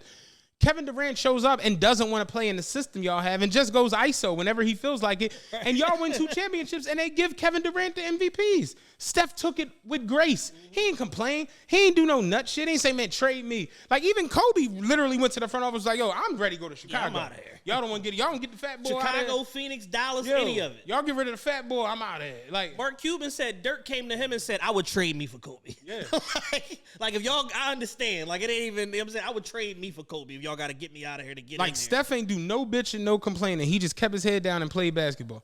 And he got there, and I'm happy for the nigga. Congrats to him. I love Steph, yo. It's hard. It's hard to root against Steph, man. It's very, very difficult. But people did it. Because he gives you a show. Even in the All-Star game this year, when he got hot, that nigga hit them. Remember he like H. Remember AI was going crazy on the sideline? And they asked AI like, yo, we got to stop this nonsense. That nigga's better than I. Like, I couldn't do nothing with this. Yeah. AI was live on the joint like Steph in my top 5. And y'all like, and they like, hey, man, how do you feel about people compare you to Steph Curry? And, you know, you think you better than Steph? You know, people always compare you to. AI like, shit, Steph Curry in my top 5. I ain't in there. So I don't know what to tell y'all. I love AI. I got LeBron, I got Kobe. He said LeBron, Kobe, Kevin Garnett, Jordan, and Steph Curry. Yeah. He like, that's my top 5. AI ain't in there. So I don't know what y'all talking about. Like, real shit. And it's just like, yeah, Steph Curry, that insane, dog. He's really that insane. But the unsung hero in all of this is Andrew Wiggins. Could we clap it up for Andrew Big Wiggins? Andrew Wiggins. You hit the wrong one. Yeah, there you go. Hit the rim shot. Yeah. Andrew Wiggins. Because you know I've gotten big on therapy and mental health and all of that type shit. Imagine getting drafted, right? You from Toronto, right? You get drafted to the NBA. You get drafted to the Cleveland Cavaliers, right?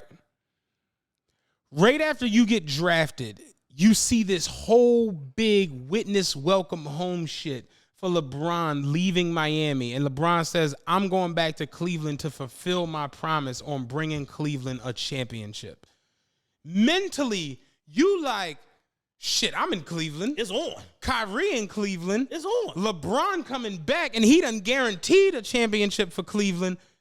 Jesus Christ, how'd I fall into this situation? And you know something real quick? I want to step on your point.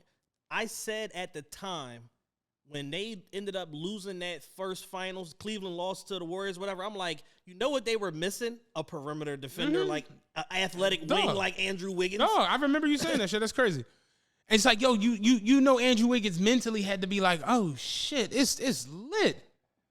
Just to come in and find out a week and a half later that they like, yeah, you've been traded to the Minnesota Timberwolves. Yeah, which was at the time, because this Timberwolves now is not that same organization. A-Rod and his man that own the Timberwolves now, them motherfuckers is papered up and they spending that money and they gonna do what it takes to win because A-Rod is an ultimate competitor. Like, and they're not fucking around. Dog. That Glenn Taylor iteration of the T-Wolves was Siberia for basketball. And Kevin Garnett, every time they stick a fucking camera and a microphone in his face, he like, I should have been left them niggas, dog. I was staying under some fucking stupid thing or some fake loyalty bullshit and blah, blah, blah. And my quality of life was bad and my mental health was bad and all of that shit. And we had one good season, 2006. All the rest of that shit was a waste. Right.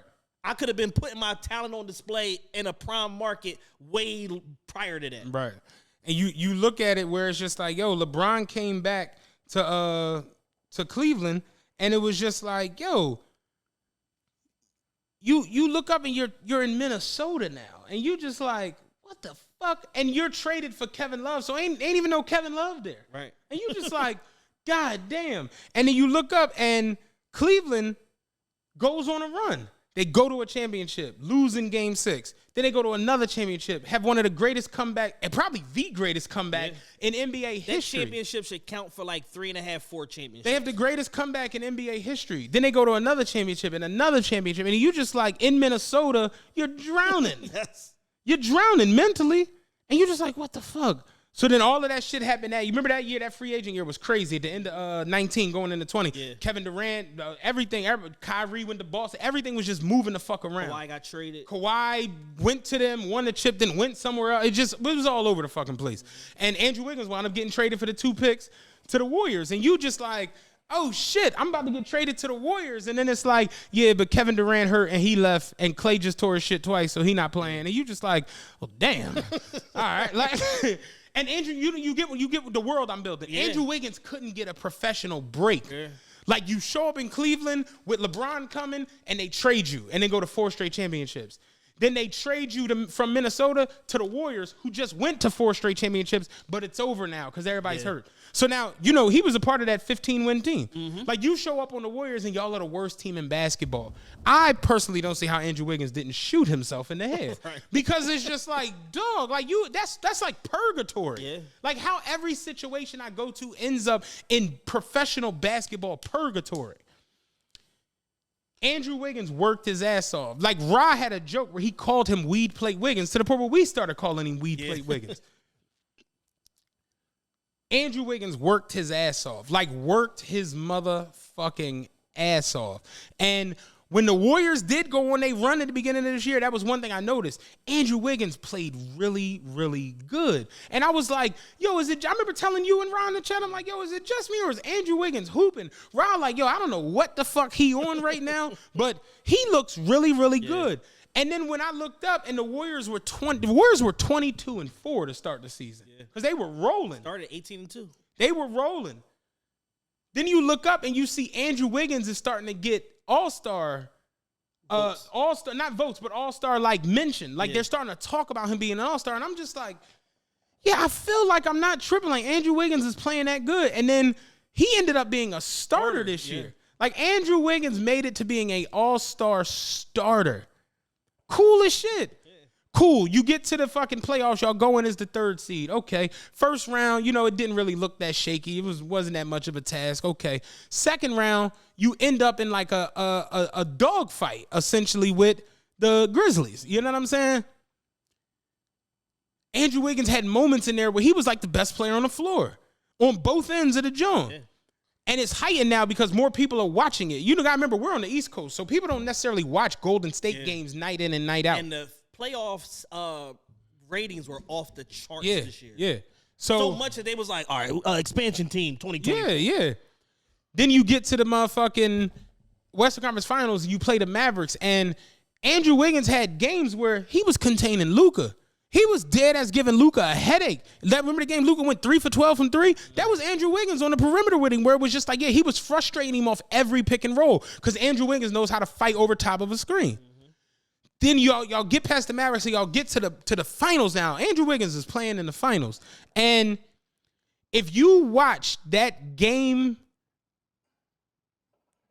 4, that was a master class of how to do everything that doesn't show up in the stat line. Yep. To be in the right place at the right time every time. When the Warriors were down 5 with 7 minutes left, when they sat Draymond, and Draymond came back in with 3.5 minutes. Remember, we was all texting about it. Draymond came back in with 3.5 minutes left, and the Warriors was up 5. You know why? Because Andrew Wiggins hit 2 threes and had 2 stops on the defensive end. That shit was literally a stop, 3-pointer, another stop, 3-pointer. Like, Andrew Wiggins was on some shit.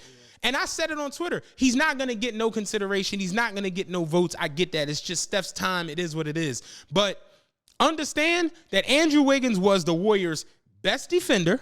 He was the Warriors' best rebounder, and he was their second best scorer. Steph finished the finals with 148 points. Andrew Wiggins had 102. He was the Warriors' second best scorer. Clay had 98. Andrew Wiggins deserves a lot of fucking credit for even mentally holding all of his NBA career together to show up now in that big moment and not be afraid of it.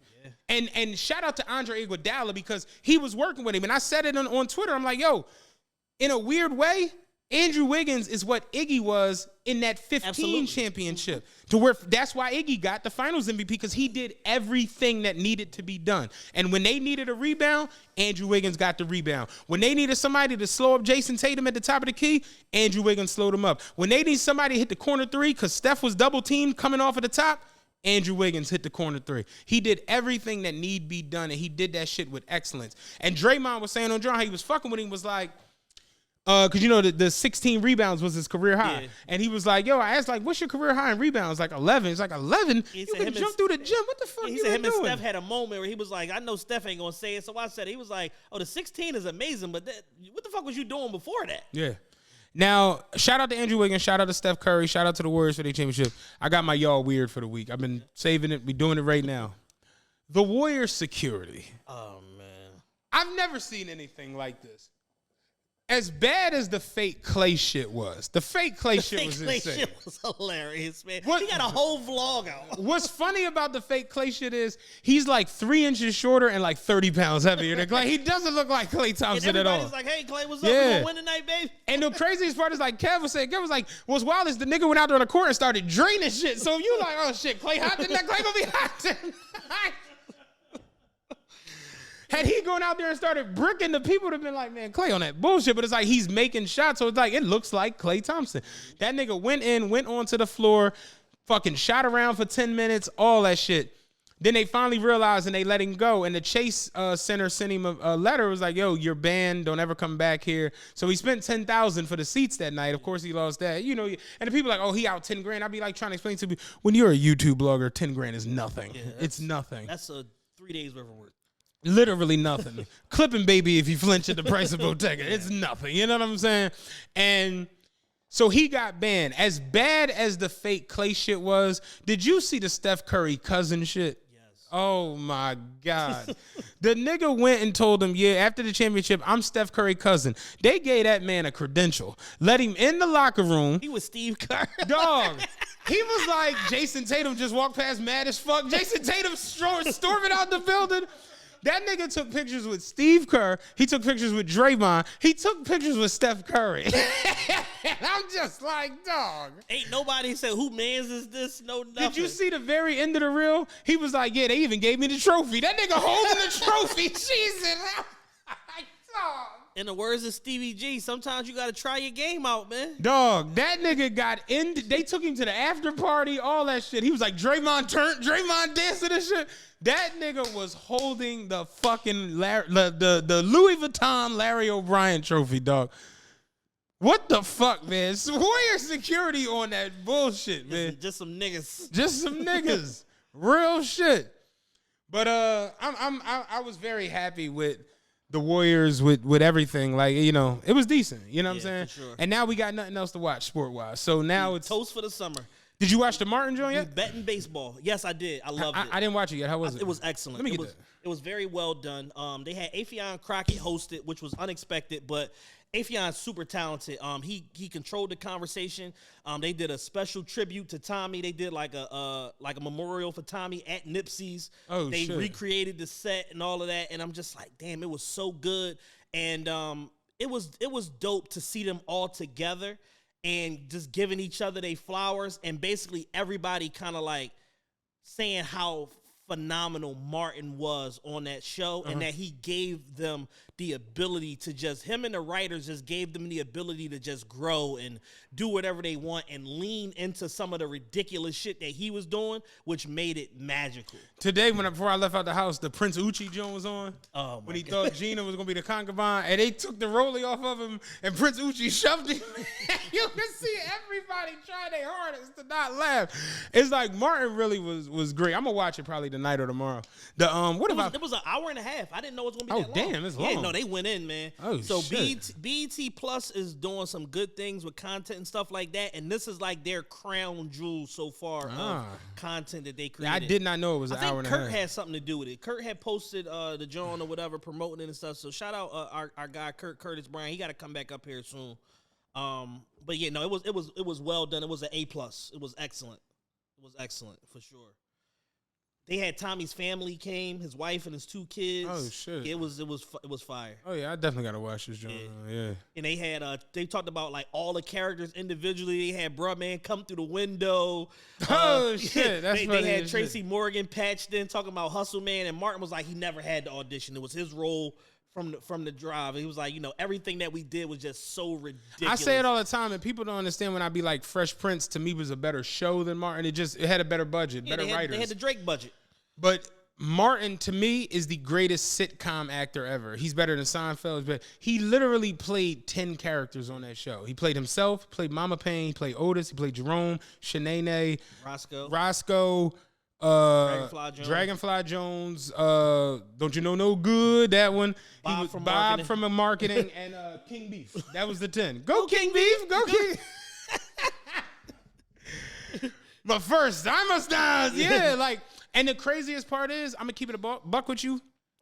5 of those characters could have got spinoffs. Yes. They could have done a spinoff about his mom. They talked about the fact of Jerome. Could you imagine a spinoff? 30 minutes of Can you Jerome. imagine a Shanae show? No, I think the Jerome would have been in. Jerome was nuts, man. They were saying Jerome was by far and away my favorite character. They were saying that basically that Martin bridged the gap between sketch comedy and sitcom.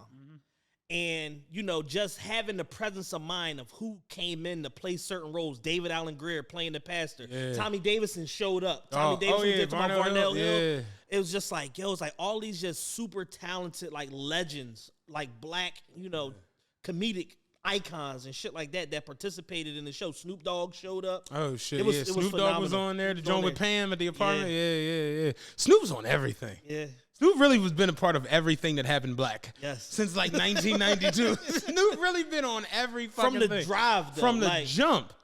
Snoop was on, think about it, Snoop been on Martin, Fresh Prince, Steve Harvey Show. You name it, he's been on everything. Yep, he was on the Deep Cover soundtrack. That was his introduction. Dog. Snoop was he was in Training Day. Snoop's really been a part of like every fucking thing, dog. Yeah. Everything.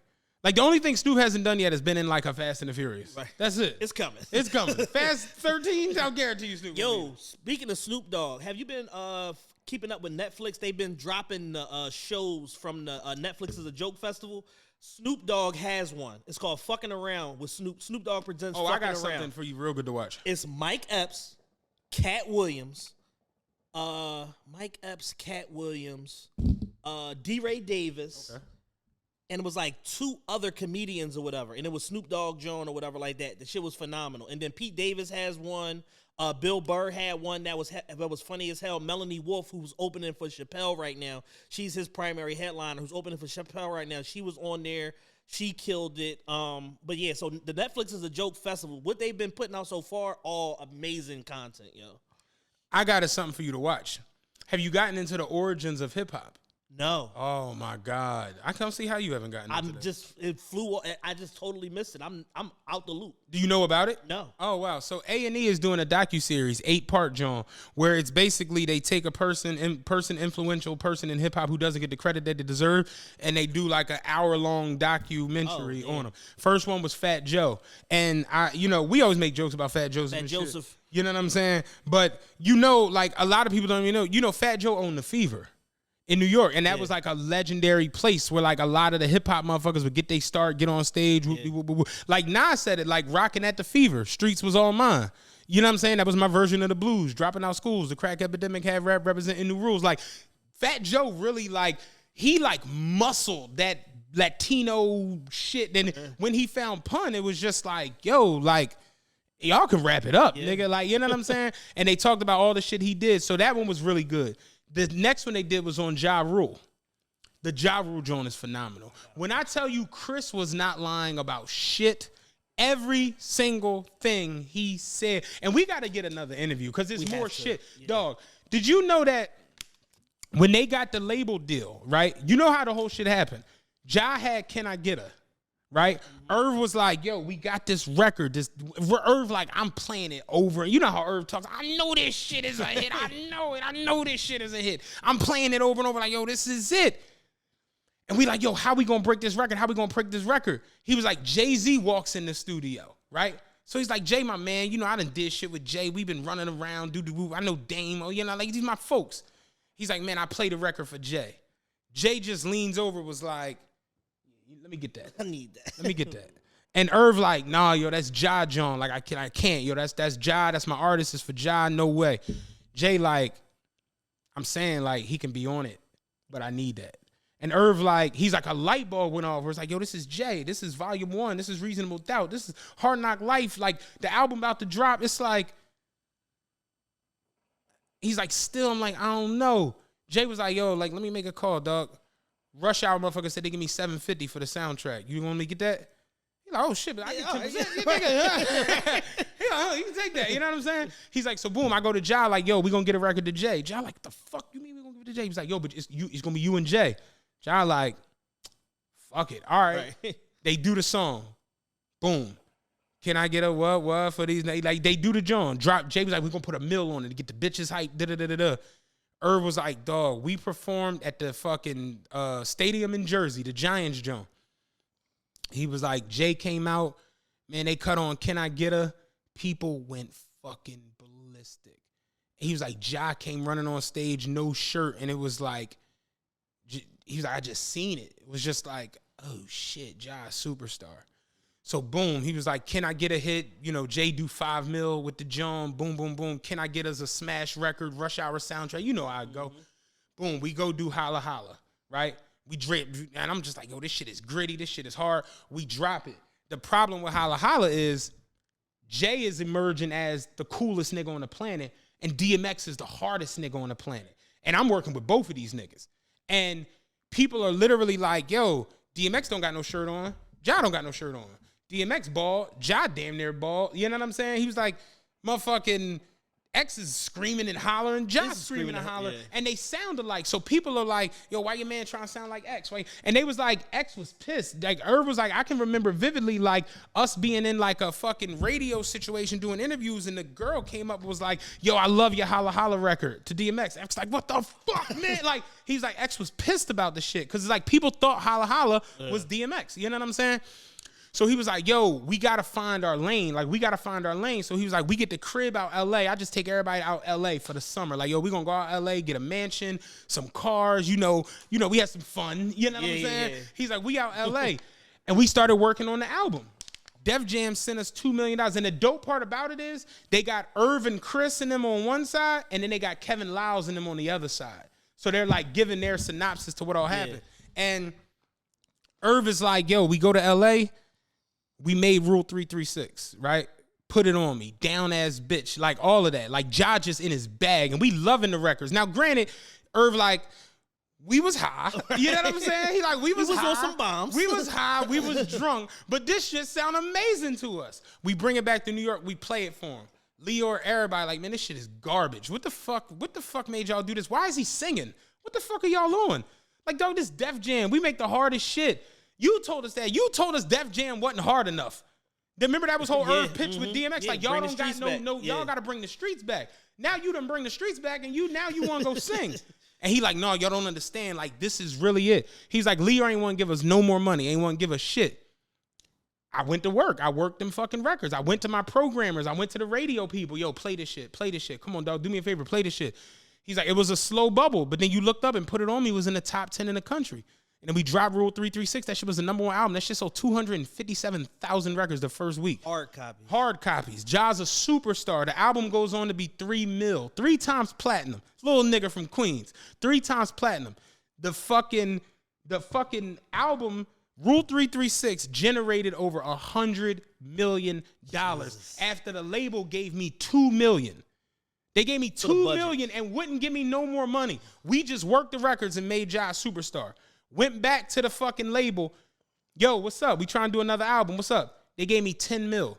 And we looking like, dog, we just made 100 off of 2. Said Leor was like, man, for you, that's great. Where you come from? Chris like, what the fuck? You know what I'm saying? And they had Kevin Lyles like, yeah, we was wrong. You know, what the fuck? Like, you know, I'm like, yes, like, you know, people fuck up. Like, you know, and it's not no shit where we got to keep rehashing it and this and the third. And it's just like, nigga, you doing a documentary. This is what the fuck. This is the rehash. This is the perfect time to rehash it. You know what I'm saying? And Chris was like, yo, I never seen nothing like it. Like, Ja was a superstar that he showed you the superstar shit. And sometimes what happens is people will come out like, look at Jay-Z. He was a superstar. He had to tweak some shit, and then he became a superstar. Then you look at somebody like Mace. He came out, he was a superstar, but he had to tweak it. He had to drop the dirty shit. You can't be Murder Mace. Right. You got to be Pretty Boy Mace. Fly Guy with a $sign. Ja came out and didn't change shit. Right. They just literally went to work. They didn't, like straight up, Irv was like, we played 336 in its entirety for the Def Jam office. Them motherfuckers looked at us like we was crazy. 6 months later, that record in its entirety was 3 times platinum. And they was like, damn, this is the biggest record we got this year.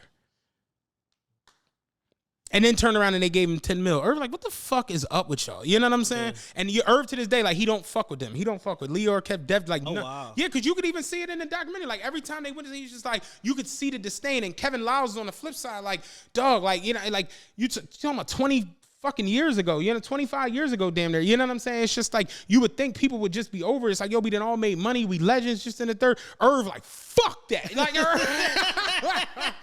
like, cause I have to watch He's like, this. fuck that, cause I was right, and I knew I was right the whole time. We drive Rule 336, 3 times platinum, 257,000 first week. We come right back. We get even more singing, mesmerized, always on time with Ashanti. Pain is Love, do 400,000 first week. That album is 7 times platinum now.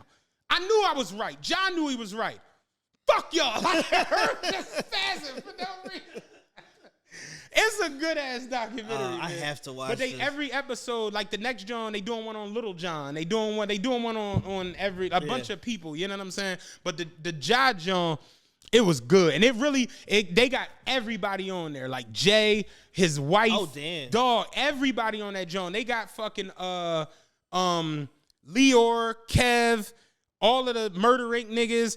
All the Def Jam motherfuckers is in there. Other rappers, Redman, Busta Rhymes, Meth, like everybody's in it. Like they got everybody in the joint. It's a good ass documentary. I have to watch this. Yeah, today. it was really good. And it's just like, damn, like it's crazy to think like, yo, you could get 2 mil from a company and make 100, and then they come back and be like, yeah, we're gonna up you this time, bro. We're gonna give you 10. We're gonna get You double gonna digits, get- baby. 8 figures, niggas.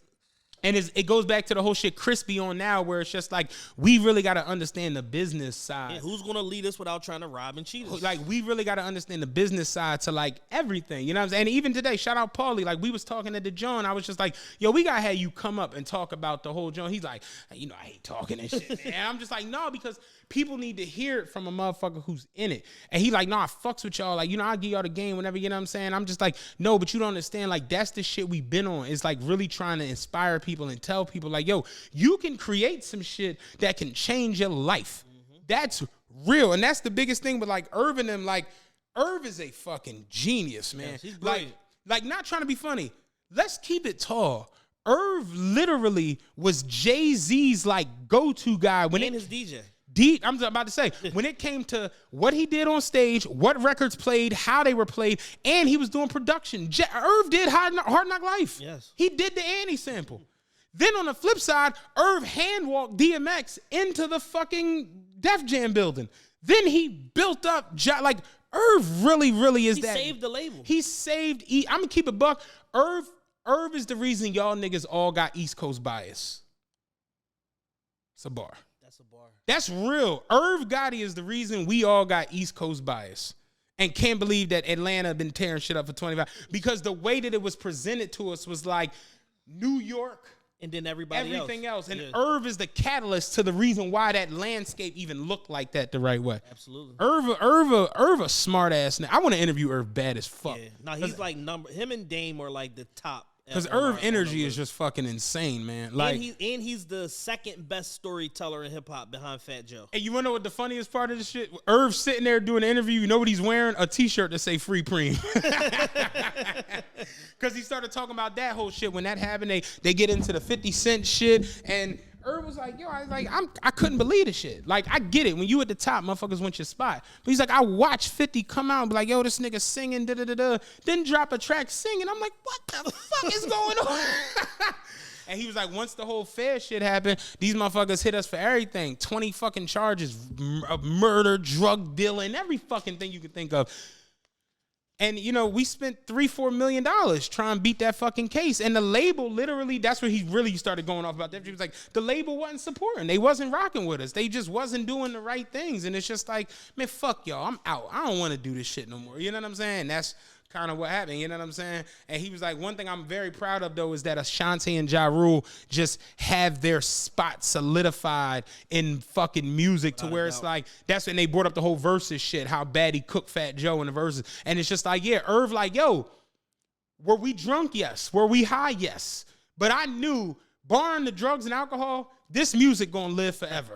You know what I'm saying? And he's not lying. Like, them Ja records really gonna live forever.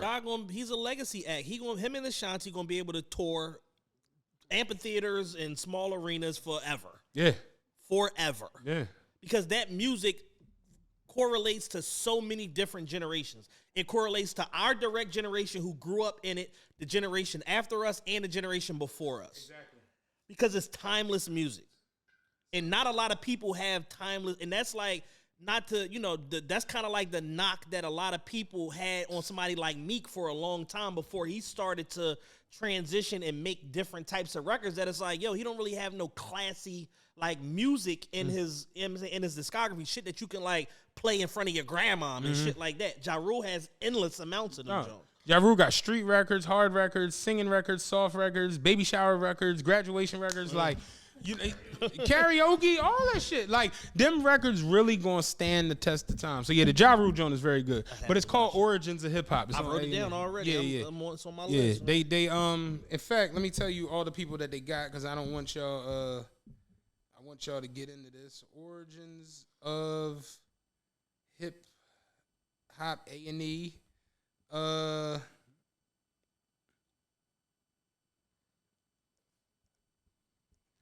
And they're doing it on Fat Joe, Busta Rhymes, Ja Rule, Fat Joe, Busta Rhymes, Ja Rule, Ice-T, Luke, Little John, Eve, and Grandmaster Flash. Fire. Yeah. So yeah, but each episode is about somebody different. I know the Luke joint is gonna be nuts. Yeah, Luke joint gonna be ridiculous. You know what I'm saying? Luke and Lil Jon. I'm anxious to see both of those. But yeah, they're like I said, they're very good. You know what I'm saying? So yeah, that's something to check out.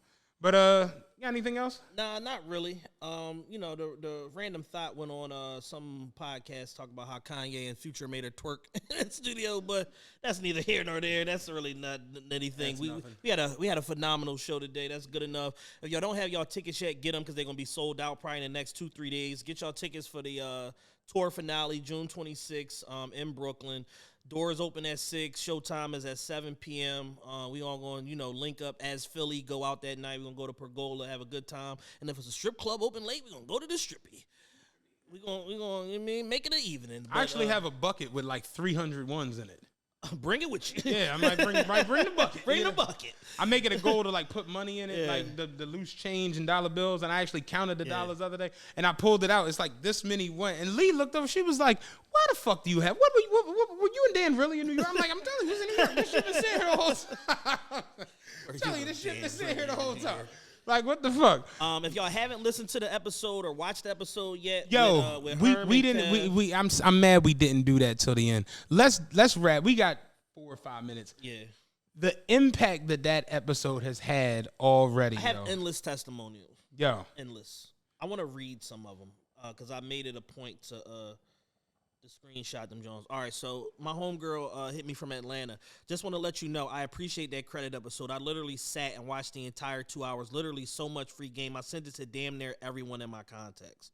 That last episode was legendary. Something clicked in me. I'm mentally somewhere else when it comes to these goals. I refuse to miss out on another opportunity due to not having capital. Who else hit me up this week? Bunch of Drake nonsense. But yeah, just a lot of feedback, man. As it relates to this show. And it's a mindset shifter for a lot of people that are part of our community and part of this, this audience that we've cultivated. And, we've made it a point to go after the higher vibrational conversations and not just deal in the muck and the bullshit and the relationship shows and the who should pay for dinner and all that nonsense that's going on in podcasting right now. Shout out to our brother. I got one. Shout out to our brother, Ra, doing this thing over at The Ringer, man. Ross said, I'm 25 minutes through this life hack episode, and I really got to thank y'all for this. I needed this so badly. And you like, shit, we all did, man. Herman Kev did an excellent job of putting things into perspective and stressing how simplistic it is to be successful. And Rod like, yeah, man, they really made it seem so simple. The whole life insurance thing is crazy. And then we all started, discussing how, we don't know. Yeah. And that's one thing. You don't know what you don't know. Shout out Paulie. That's one thing we were talking about today. Paulie was like, yo, we really come from like a fucked up way of thinking. This is the way, and I told him, this is the way niggas think. They got a little hustle going on. Now I'm going to save up like 10 bands and I'm going to bust a move over here. And it's just like, yo, you really don't have to save up no bands. No. Like, you really don't. You can really, really go out here and set yourself up to where you can use OPM, other people's money, and you can build your success off of somebody else's capital. That's really how it fucking goes. So then Rob was like, bro, I had to pull over. This episode is so good. Like, dead ass, I had to pull over. This episode is amazing. And then he was like, the more I listen to this podcast, I realized, like, yo, we be operating like dickheads. You know what I'm saying? And it's like, yo, like, this shit make you do soul searching. And then my homegirl, she hit me up and it's just like, yo, this episode might live forever. As y'all grow up, it's gonna be one of those like watershed moments where it's like, yo, this is that. Remember that pivotal episode y'all did with this, that, and the third? And I'm just like, yeah, it's crazy. It's been so much feedback on Twitter, the Patreon messages, everything. People are like, yo, I really love where y'all are at right now with this pod, because it's like, yeah, y'all be silly and play around. But on the flip side, you make it a point to give people things. And I said that in the voice note with y'all. Yeah. I'm just like, yeah, man, it feel good to like, we didn't get messy and go the messy route and just start doing nigga nonsense. And we thought about it. We had some discussions. We thought about it. There were some preemptive talks. There were some discussions, but we didn't go that route, and we just stayed true to like us. And you made a very good point. What was the word you used the other day where you was like, we found our mission, or our we found our mission. Like I forgot the way you worded it though. You was like, we found our objective, like how you put your objective at the top of your resume. We found what we're supposed to be doing in this pod space, and it's informing people. And and at the end of the day, it ain't for everybody. It's about people that are at a certain place in life where even if they got shit going good, they're trying to figure out ways to right size what they're doing and do it more efficiently and receive more from it. Like, we're not designed to just wake up and go to work every day for somebody else. I want to play this real quick because I saw this. You just made me think, but I saw this on TikTok yesterday. Did you see the boy crying about his job? Yes. Dog. And that shit, it struck a nerve with me because I'm just like, God damn, that's how it be. You know what I'm saying? This was the John. Y'all, I've had a series of fucking panic attacks at fucking work today. Like, we are not supposed to live like this, y'all. Like, I'm on lunch and I don't want to go fucking back in, y'all. We shouldn't have to struggle so fucking hard and then struggle to operate, struggle to function as a person trying to make it. Like, what the fuck, y'all? And I don't have a solution. Like, I don't know, y'all. This ain't fucking it, y'all. This ain't fucking it. I did not picture life being this fucking bullshit, y'all. Yeah, and he's literally like crying, like tears. He's like, I don't want to go back to work because I don't want to have to explain to everybody that I've been crying in the car for my whole fucking lunch break. Right. And I've been there, not crying, but I've been there where it's just like, these jobs will eat you alive. You get backed into a corner, yo. Like, and you just like you be trying shit, trying to figure it out, and you can't. You just can't. You just can't. Because like the answer doesn't lie. There isn't a solution to the problem. Like it's just what he said. I don't have a solution. I don't have a solution. There isn't one. No. It's just a hamster wheel that you cannot get the fuck out of. Yeah. And you look up and you see, and I was telling him like yo, I talk with people from other places and just who had different upbringings. They understand the nepotism that we don't. Yep. They understand how to move in certain arenas that we don't. So, I appreciate people like Kevin Herm that'll come and, talk that shit and really, really, inspire people, because people need it. People need an inspiration. People need a motivator. People need a battery in their back, if you will, to just want to see something different and do something different. So the episode the reaction from it has been phenomenal. Yeah. So if y'all haven't seen that yet, seen it or heard it yet, the video, we just hit like 5,000 downloads on the audio. The video is out now. Make sure y'all go watch the video. Take vigorous notes. It's a lot of information in there. Follow Herm on the gram. Follow Kev on the gram. It's a lot of information. And I want to read this. I think I read it on Patreon, but I want to read this to the audience. This is from Kevin Dosey, one of the brothers that was on the show with us. He tagged me and Matt and said, thank you for having Haitian CEO and I on official TRP podcast today. Hands down, best interview, as I called you guys journalists. Doing your due diligence on my brother and I, asking all the right questions and being informative on the topics at hand. Best interview podcast I've done so far. You guys are aligning with my guys over at Earn Your Leisure for sure. Stay tuned. New episode drops Monday. This was, prior to the episode dropping. And this is from somebody that was there in the room. You know what I'm saying? That just had an appreciation for our approach and our tact and just turning it into a conversation and not making it like, oh, so what's this? And it became a conversation to the point where we talked about the finals at the end and stuff like that. And, it's just one of them things where it's like, we're doing our best to package the information and present it to y'all in a way that is palatable from leaders of industry. Like, these are people that have brokered over $100 million in funding for their clientele. Like, success that comes with receipts, as Herm would say. And if you're not taking advantage of these types of resources and people that look like us, that come from where we come from, them brothers is from uptown Philly by way of Brooklyn, and you're not taking advantage of this type of information and these resources that are right here in our own community, you're doing yourself a disservice. Because it's all laid out for you. You know what I'm saying? We didn't put the links to this and that and the resources. Like, they telling you how to punch your own ticket and run up a bag with other people's money, yo. Yeah, real shit. It was phenomenal. It was great. Yep, and shout out to everybody that already listened to it, people that's on their second, third, fourth listen and stuff like that. The jewels is, like Daylight said, the shit is infinity gauntlet. The jewels is in the punch. Like, it's in there. So, you know what I'm saying? Sometimes you got to glean through certain things in order to get it, but some of the stuff is just right there in your face. And it's a mentality shifting episode, from people that come from our community. And, I can't really put it no better than that, man. I'm proud to be a part of that episode. Yeah, I'm like, and that's really, I take so much pride in this shit now. Like, even today, like, just walking into the joint and people, like, just randomly, like, I fuck with your podcast, man. Chicks like, your podcast is dope. Like, y'all. It's just like people I don't know. You know what I'm saying? But It's just like, they know what's up. You know what I'm saying? And it's just like, I like that. Like, I like being able to be that person where it's like, I love when people are like, you help me get through my work day. Because I know how fucking terrible a work day is. I know how terrible a work day is. So it's like, if I could be the person who gives you a little bit of fucking relief, and then at the flip side, help you get your business right, help you get out of that job, help you, like, dog, that's cool as shit. And here's the other thing. Through collaboration, you can get whatever you want to accomplish. You ain't got to be pressured to do everything by yourself.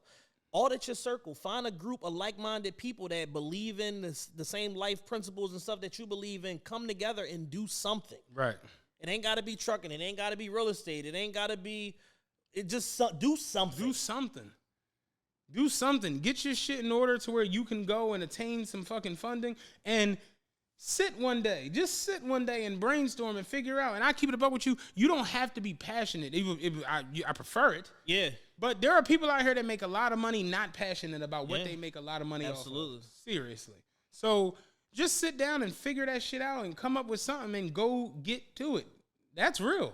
Like how you said, like, I love the fact that you like, I'm ready to get this shit go. Like, because it's just like, we got, you know what I'm saying? Yeah. Like, it's like, it makes all the sense. It's laid out for us to be successful. Because we got another situation that we could backdoor into. We got another situation that me and Dan was talking about some whole other shit the other day. It's just like, I got pulled into another business opportunity in Central Texas in Dallas Fort Worth area that I'm gonna be investing in. That's gonna be rolling out like at the end of the year. So it's just like, businesses beget other businesses. It's like Herm said, that's just the way it goes. And it's like, I just have all my energy singularly focused on increasing my quality of life and that around us, scaling this podcast, scaling this trucking company. Like Whispers, me and Jules sat the other day just brainstorming, like, I'm trying to get on some ticket shit next year. Like, I'm talking to Scott already from down Memphis where it's just like, show me this shit, man. You know what I'm saying? Like, cause you, like, dog, he told me he He had 300 tickets for sale for every Grizzlies playoff game. 300. He said he had 45 tickets on 45 courtside tickets. Row 1, row 2, and row 3. He had 45 of those and 250 around the arena. That's crazy. I know for a fact them floor seats for the playoffs was $5,000 a piece. Right. I know. He had 45 of them. He had 45 first row, second row. First row was $5,000, second row was $2,500, third row was $1,500. Right. I know because Rob bought a couple $5,000. Like them, like, and he's like, yeah, I got 45 of these. I got 300 around the joint. I'm talking to the ticket broker boy I fuck with here and up in Boston. He tried to get me at the game in Boston the other night. Yeah. He hit me. He was like, yo, you want Jones tonight? I got you. I'm like, how much? 14,000 a piece. I hit Kev. Kev was like, I hate you. No. I'm like, all right, whatever. You know what I'm saying? And you see me, I told Rob, wherever I say, yo, we going next year. You know what I'm saying? I'm like, man, I'm trying to be selling them bitches next year. But it's just like, yeah, no, he's selling final seats. 2 of them bitches for 30 racks. If we do this shit right, which I know we are, primarily because I'm involved, we're going to be able to do whatever the fuck we want. We'll be in a position to do whatever the fuck we want. And niggas is gonna, Dan talked years ago about fucking having, buying a boat and having a yacht for rent, and we gonna be able to. He got me on the boat shit. We've been looking at boats. I'm looking at boats I'm looking at a boat for Miami, a boat for Tampa, because that market is just as good as the fucking John is in fucking Miami. You know what I'm saying? Like, I'm on some like trying to maximize all of my connections and put everybody to work in our favor. Right. And it's all going to unfurl itself in short order because we trust the experts and we have experts of industry leading us into these different things that we want to do.